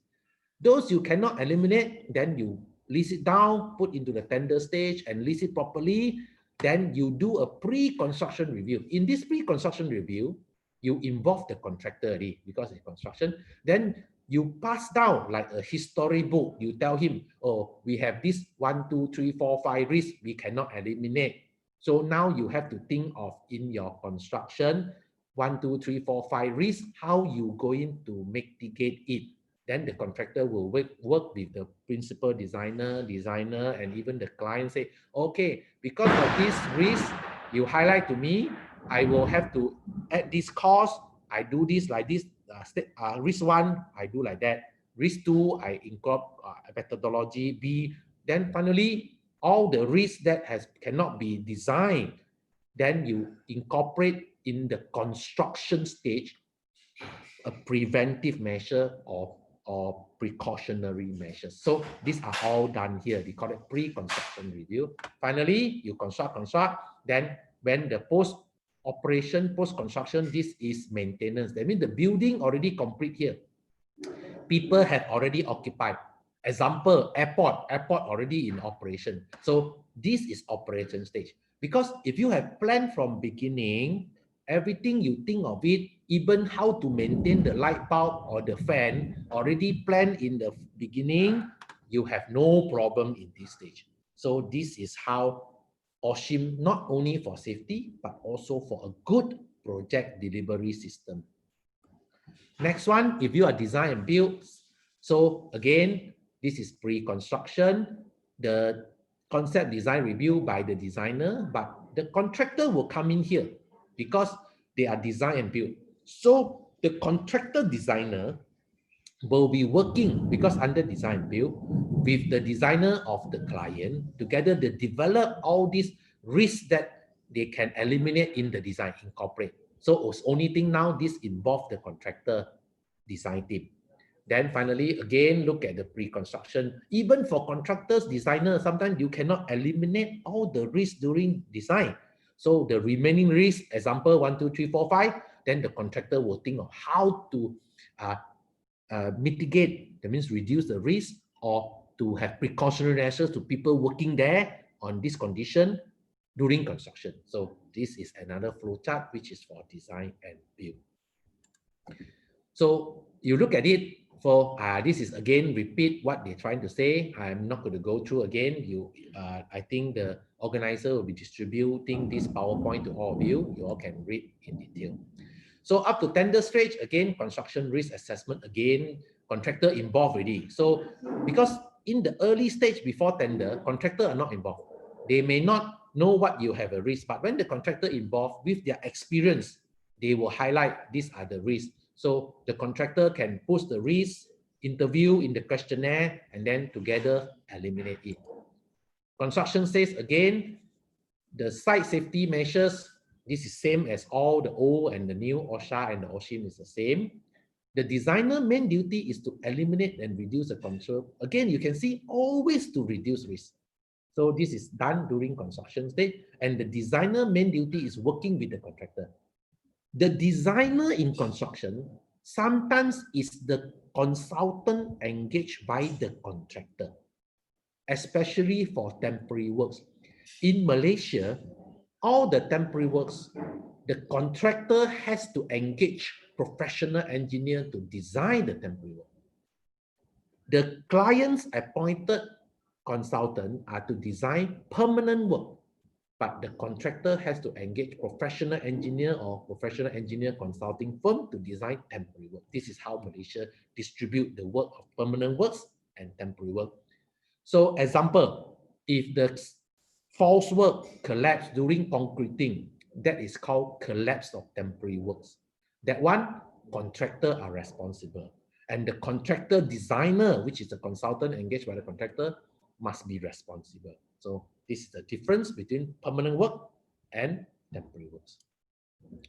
So other than that, the engineers no need to do as follow. Basically, it will be done by the client, submit notification to DOS, which is maybe done by contractor, check background of designer or contractor, this is under client's role, advise client on appointment of designer, this is principal designer's role, advise the client on their health and safety arrangement project, this one can be contractor. And okay, this is to list down some of the things not the engineers need to do.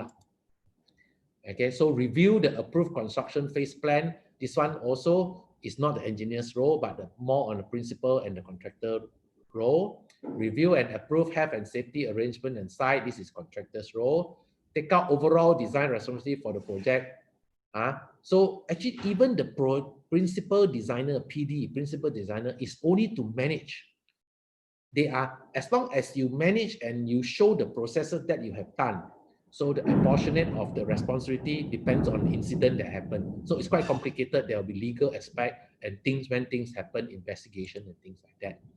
So these are all the whole thing, plan, do, check, act. Again, it repeats. So from risk, profiling, organizing, all this is always a loop, continue to go on, so forth. Now, finally, contractor's role. Contractor's role, there are two parts. There are principal contractor, because some projects are so big that there is one principal contractor that awarded the project. Then the principal contractor may have sub out, that means subcontract out to different contractor. That means, example, I built a high rise of 30 story. The principal contractor maybe sub the contract of foundation work to contractor A. He sub the podium up to 5 story to contractor B. Then himself only will do the rest from the 6 story onwards until the end of the high rise. And then on the mechanical lift, pumping, whatever, he sub to contractor C again. So in summary, the principal contractor, he can be a contractor, but he has to manage all the overall construction. That means he is responsible to coordinate and make sure everybody do, the contractors that work under him do his, his work, their work properly, okay? Then the principal contractor's role, like they are mainly construction phase, coordinating and make sure health and safety, all this. So again, they also, principal contractor is like a principal designer during the planning stage, but now it's construction stage. That means the principal contractor have to start thinking of what is the risk of my construction, because now they are one actually doing it. Earlier during the planning and design stage, the designer can imagine this contractor will do like this or that, but you know, every contractor has slightly different way of constructing certain work. So now it's already awarded to the contractor and already start the construction. So the principal contractor again has to list down what are the risks of his construction. He has to sit down with all the subcontractor, contractor A, B, C, D, and his team to list down through their own coordinating of construction work, what are the risks and how to mitigate the risk, Either I put a steel plate over the scaffolding to prevent dropping of people working down there, things like that. That means he take the role of a principal designer to list down the risk, coordinate the team to avoid the risk of construction stage. So in the earlier part of the planning, before the award to construction, the principal designer do all this work. But once you reach construction and the construction start, awarded and start, the principal contractor take over this responsibility. That means he inherited all the findings from the principal designer, who passed him the health and safety file and give him the briefing of what are the risks that they have eliminated during design stage and what are the remaining risks to the contractor.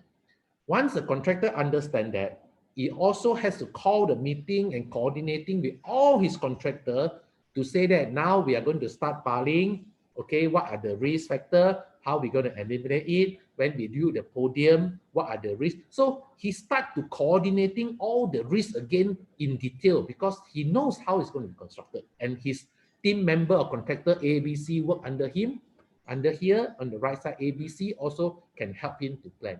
Then after they have listed down all the risks and how to eliminate them, then they will communicate back with the principal designer and also the designer and also the client to tell them how I'm going to make sure the site is safe so that your project can be finished without health and safety problem.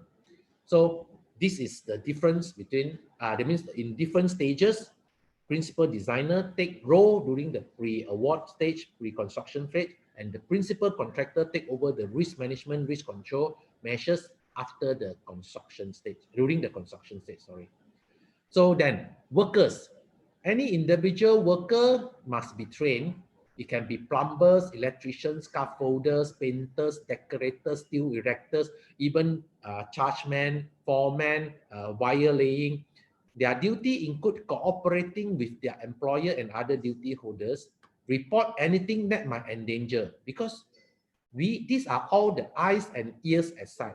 Let's say if you educate your workers properly, they see some spark coming out from certain wire, straight away they report, then maybe you may save the project from a fire hazard because somebody don't see, he bring a diesel go near here, then the fire take over, the project disappear, burn down. So workers can play the role if you educate them properly, have a proper reporting system, they can help in ensure safety. So now we have covered client, we have covered designer, we have covered contractor. Now I will move on to documentation required.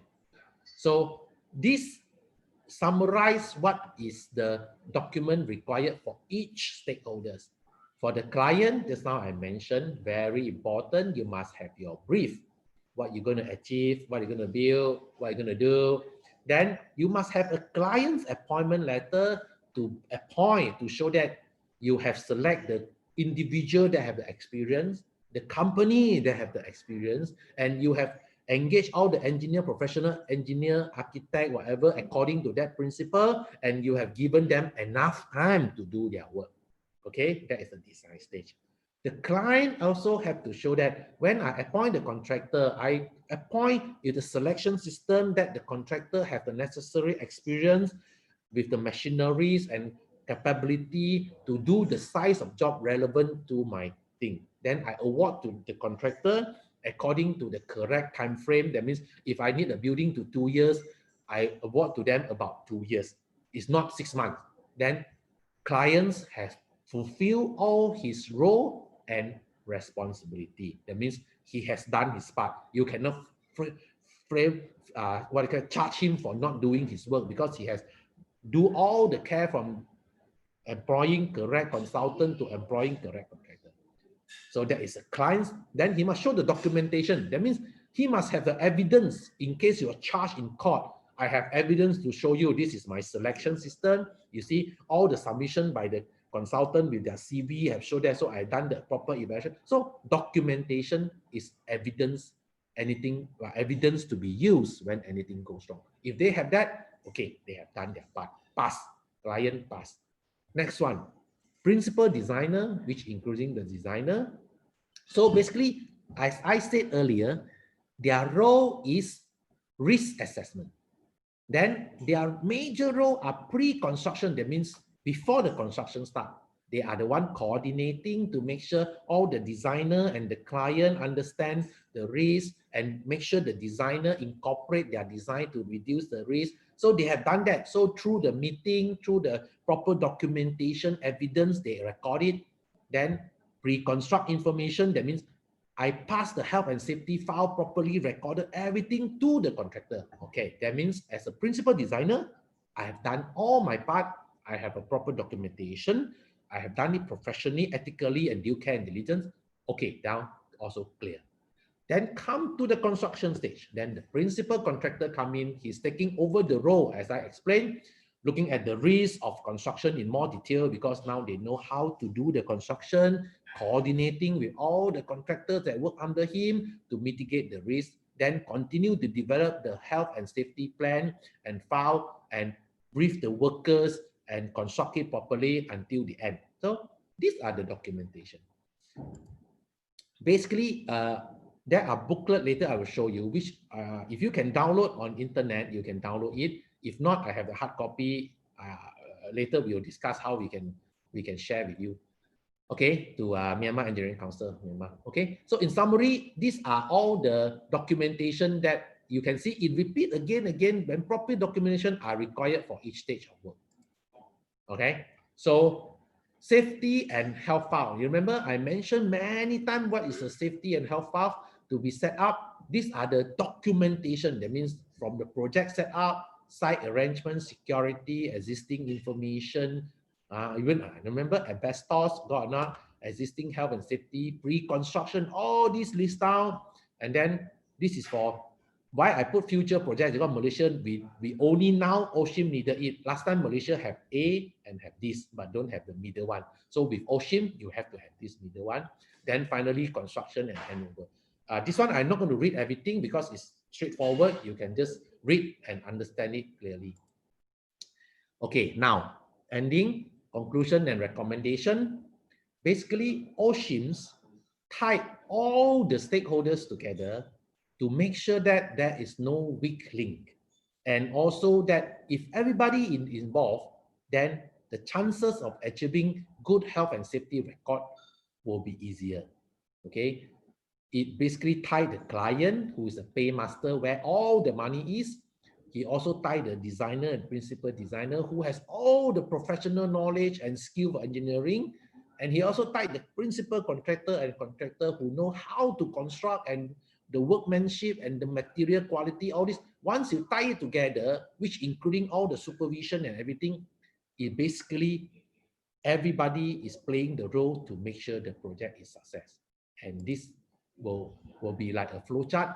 You can see is red, blue line is basically engagement. But after that, the red line, the red arrow basically is coordinating. That means everybody is still coordinating with each other. You cannot say, this is not my job. But basically from day one, everybody is trying to coordinate and make sure the project is successful. In conclusion, everyone involved in the construction project had legal duties under OSHCIM, from client to designer to contractor. In Malaysia, OSHCIM will be replacing BOWAC. Once the law is passed in the country, it will be implemented. Basically, will be a tough challenge for all of us, a designer, to learn the new things. And the design decisions made in the planning and design stage can have safety and health implication in the later stage. So OSHCIM say, you start from planning, don't wait until construction. So the whole principle, philosophy is start from planning design to mitigate, reduce risk. Don't wait until construction. And along the when you reach construction, you continue to reduce risk so you can achieve a good record of health safety. Design professionals like engineers, architects can have significant impact on the construction injuries and fatalities by considering hazards in their design. That means hazard prevention through design, like I just now explained in detail. Try to design that you eliminate the risk, eliminate the health concern or safety concern. With that, you will achieve a very good thing. For further reading, these are all the acts in Malaysia. I believe your own country will have your own act. I just share with you what we have, like Act 514, Act 139, Act 520, and we have a guideline for public safety and health in construction site, health and safety. So in summary, we always joke in Malaysia, we are not lack of document. So now is to put into practice all the document, and we have guidelines for approval or design, and the standard CIS 23 on the middle. This I was the chairman to create this, okay? And then working platform, this one is basically international. That means you work, as you can see the crane, you're not careful, the crane can topple and kill people. And then guidelines on trenching and construction safety, industrial. When you dig something, what is the guideline? Safety and health in tunnel, so on and so forth. And these are international from ICE. Okay, before I end, I wish to thank my colleague, Miss Kulai Peng of my company, who actually prepared all this PowerPoint. And so that make my life easier, I wish to thank her, and also my company who has allocated her the time to do the work. With that, I finish my conclusion. It is not enough to do our best. Sometimes we have to do what is required.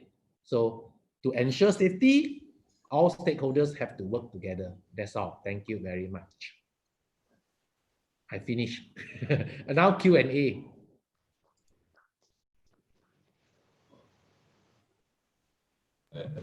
It is a Winston Churchill. Very good quotation. Thank you, Dr. Tan, for sharing the great presentation. Now is the time for the Q&A. The first question is what is the difference between contractor and constructor in this new OSHCIM concept? Sometimes contracting part is different from one contracting on site. Okay. I think you hear me? The first question is the contractor and constructor, right? Yes, actually, yes. It's intermix. You can use contractor, you can use constructor. It's okay. It actually means the same. Amen. Okay. For the second question, could you advise if there is the guide to use estimate the expenses of OSHCIM in terms of the percentage of overall project value? Okay, I think the statistics that it shows 0.45% of the total project cost likely to be incorporated that from the beginning until the end, from the engagement of principal designer to but I believe the 0.45, but Malaysia, that is from the UK. I think in UK, yes, I can't remember. But in Malaysia, we believe it could be up to 1%, because the way the consultant do work, it basically the fees do not incorporate all these principal designer work. So maybe another, I believe, will be about 6 to 0.7 a total project cost, 0.6% to 0.7% of the total project cost required for OSHCIM. Not as much. Another one is the OSHCIM guidelines of site area of the project, such as precast. Or precast. Sorry, Professor Charlie, can you repeat your question? Do OSHCIM guidelines cover of site area of the project, such as precast? Oh, okay.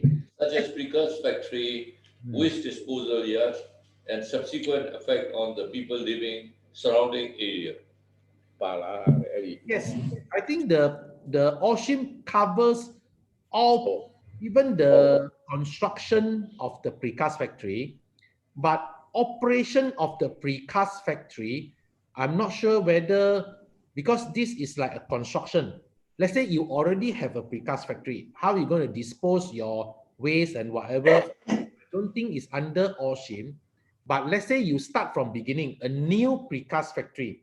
That means the OSHCIM will govern you in your planning, that you must consider if you later operate, you cause hazard to your neighbors and people surrounding there. That means it's not acceptable.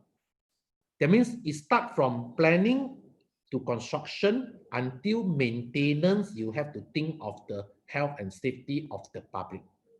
That means your operation is part of the maintenance. If your operation can cause, let's say, example, a precast factory always has a dust that flow to the house beside it, cause a health hazard, that means it's not correct.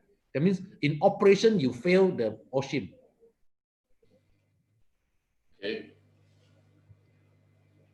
Another questions or remarks. This came from the Mr. Tinku. Dear Professor Tan, thank you so much for your excellent presentation. I am a stranger to construction industry as my experience is only in the oil and gas industry. But I understand very well through your presentation. I have a question as there is very important that we must have PSSR review, pre-startup safety review done at the end of the construction in oil and gas industry. As there is similar safety review in ocean. Actually, okay, the oil and gas, their review are slightly different, but in principle, OSHCIMs, let's say you use in the oil and gas industry, it can cover that. The reason is that in oil and gas industry, the operation is very high risk. It's not the construction itself. It's the post-construction operation. I have done some work in the refinery, repairing some of their pipes and settlement issues. Actually, the operation process, it must be thought through in the design. So OSHCIM can cover that. But that means if you use OSHCIM to develop the oil and gas, I believe it can cover, because those who design it must know the operation process. So there is no conflict, I believe it can be done. Thank you. Okay, thank you. Another question is from the Mr. Kimole. He asks if the designer come up with two options of design. Okay, two options. Yeah, that's right. Okay, and that's quite normal because sometimes a designer may come up with two options of design. End of the day, he has to present which option he want to recommend. You must usually a designer like I come up with three designs, but finally I tell my client I design A or design B. Okay, I decide design B is I recommend to you. I recommend to you design B because number one, maybe under the OSHCIM I fulfill all. Number two is more cost effective, maybe slightly slower. Then design C is that fulfill OSHCIM, but more costly, but time is short. So then you tell your client, you choose, you want to pay more money or you want to pay more time. So end of the day, one design can be carried out, or sometimes after they decide, they tender for two design. I have project that I finished two design. It was open for tender, and from the tender that come back, each contractor, maybe contractor A suitable for design A, so he tender very cheap. Contractor B suitable for design 2, he tender cheaper. Then you get the best. So, but most of the time, designer will not give you too many options because you are being paid by the time input. So unless it's necessary, you come up with two design because it's quite related, or else usually they will recommend the best design. So I hope Thank you. Yeah, thank you. She did it. Another question is from Utangwe. Any safety improvement during OSHCIM guidelines period of 2017 to 2020 in Malaysia? As I explained, OSHCIM was a guideline. Before, now it's still a guideline. It's not a law yet. And as I explained also, to do OSHCIM, there will be cost implication. So I can believe there is slight improvement in terms of awareness and people try to improve the safety, but it's not up to the OSHCIM set standard. And therefore, I believe the only statistics that will be able to show how effective is OSHCIM is after our government have passed the law to make OSHCIM the legal document. Now it's guideline. That means, example, now the doctor tell you exercise is very good. You must run 3 times a week. Then you say, oh, I know it's very good. But you go back, you still sit on the chair and don't exercise. But if the law says, if you don't run 3 times a week, I will put you into jail. Then the person will run 3 times a week. Then you can see whether I hope I in a very good way. Thank you, thank you. Thank you, thank you. Clear, clear. And the another question too. Huh?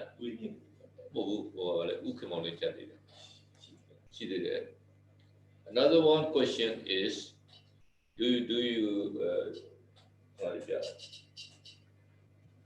one design is superior in the building performance and another one design has better health and safety. Which one will take precedence in final selection?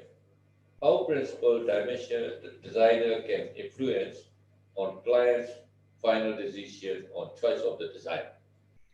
Okay, good question.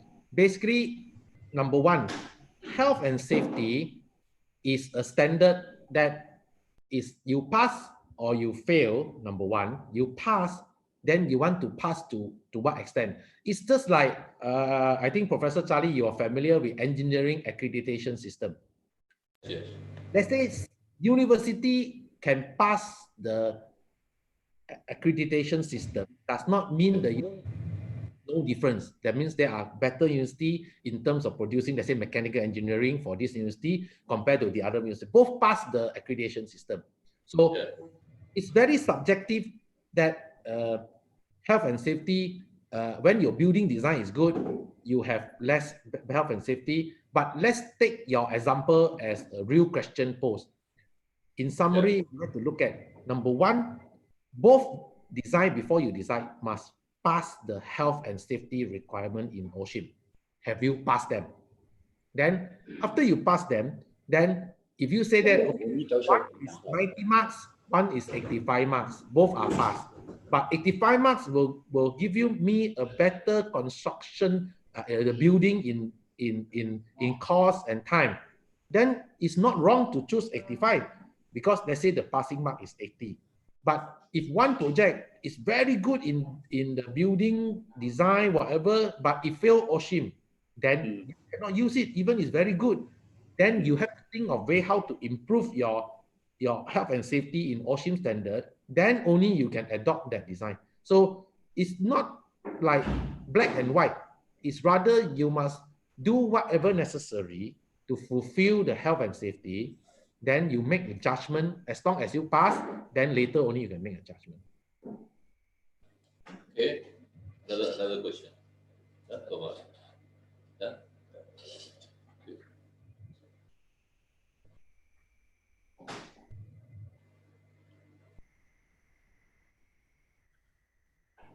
Come on. Another question is the principal definition and responsibility is required to explain.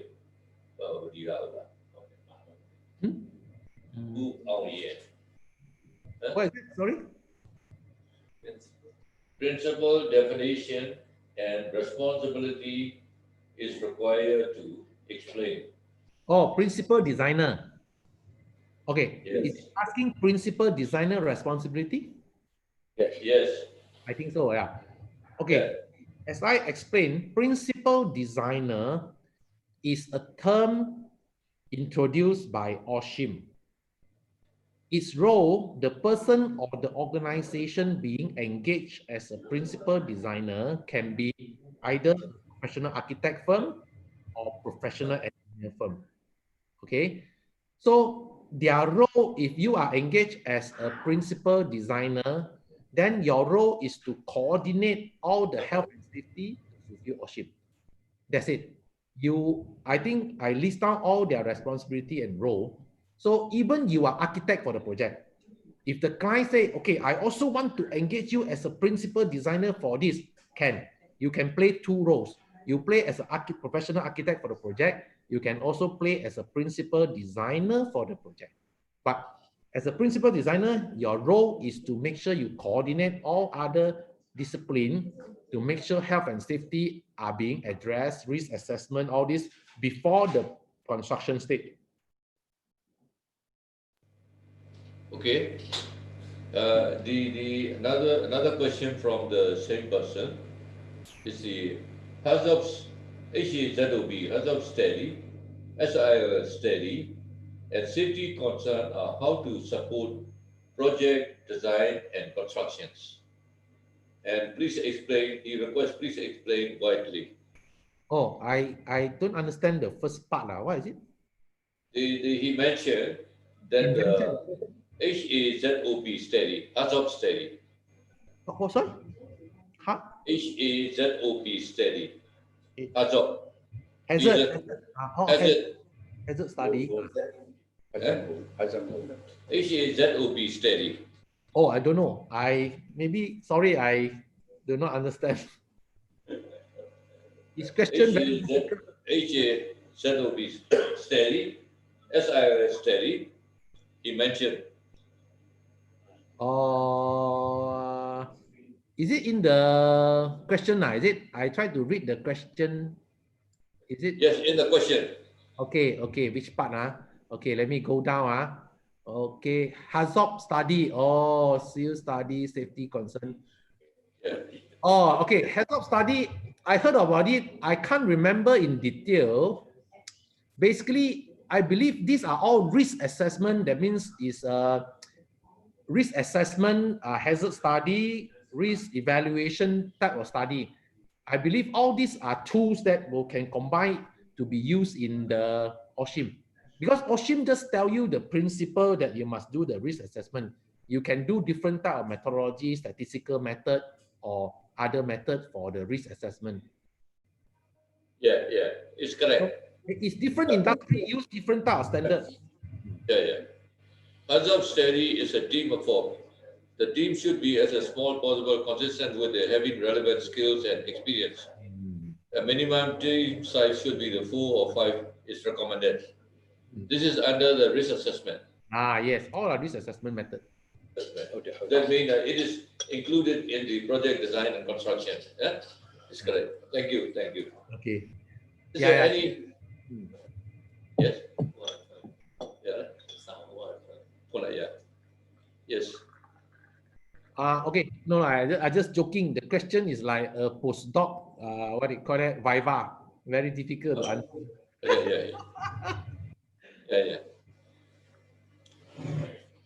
Another one. Another question. Where is she? Shoot.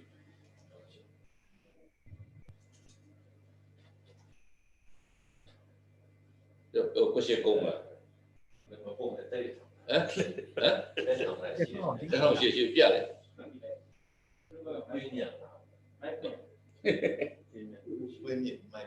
Bố luyện con này được question trang đi là. Giờ cho bố phim thì nó được mà được. Question được biết. Another questions. Yeah. What I saw is please explain widely. Yeah. I think I have explained widely, right? Please explain widely on the HAZOP sales study. No. I'm expert in all this risk assessment study. Risk assessment, yeah. Yes, it's okay. That's how I put it.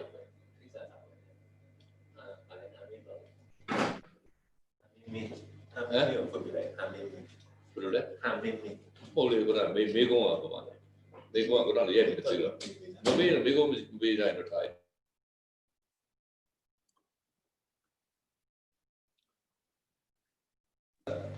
Dr. Tan, we have the one request from the patron Yean. Yes. Yeah, he is quite impressed upon your explanation and the system what you are doing in the Malaysia, and then we can compare our systems and improve ourselves. but he requests you, you are now explaining based upon the construction industry. Because for the safety and the occupational safety and health measure is also concerned in the other industry. Therefore, he requests to making another webinar or another talk on the occupational safety and health for the other industries such as factories and so like this.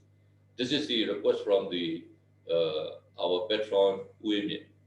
Oh, but I am not the expert in it because I'm only expert in construction industry and therefore I believe may not be a suitable speaker to talk about other things such as manufacturing and factory, because there are different experts in dealing with processes such as factory processes, oil and gas processes, and what I share with you all of you is mostly in construction. That's why the OSHCIM is for the construction industry. It's targeted towards the construction industry. Despite you can use for factory, but there are other act that is more suitable for processes and factory and all. Okay. Thank you, Dr. Tan. Okay. And I think there's no other questions, and the time is running out.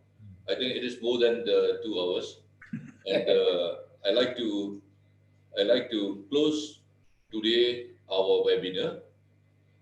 And before the closing our sections, I like to express my gratitude and thank you again, His Excellency Union Minister Uhanzo and Dr. Tai Chen for the knowledgeful, insightful presentation.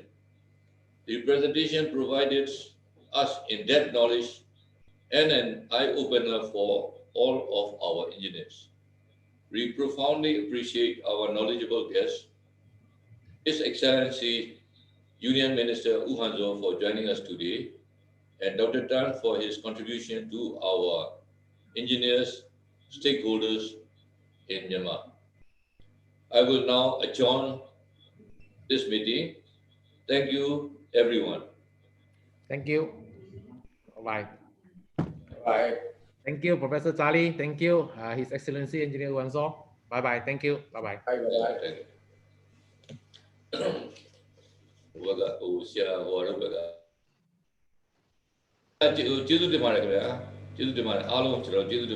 Bye.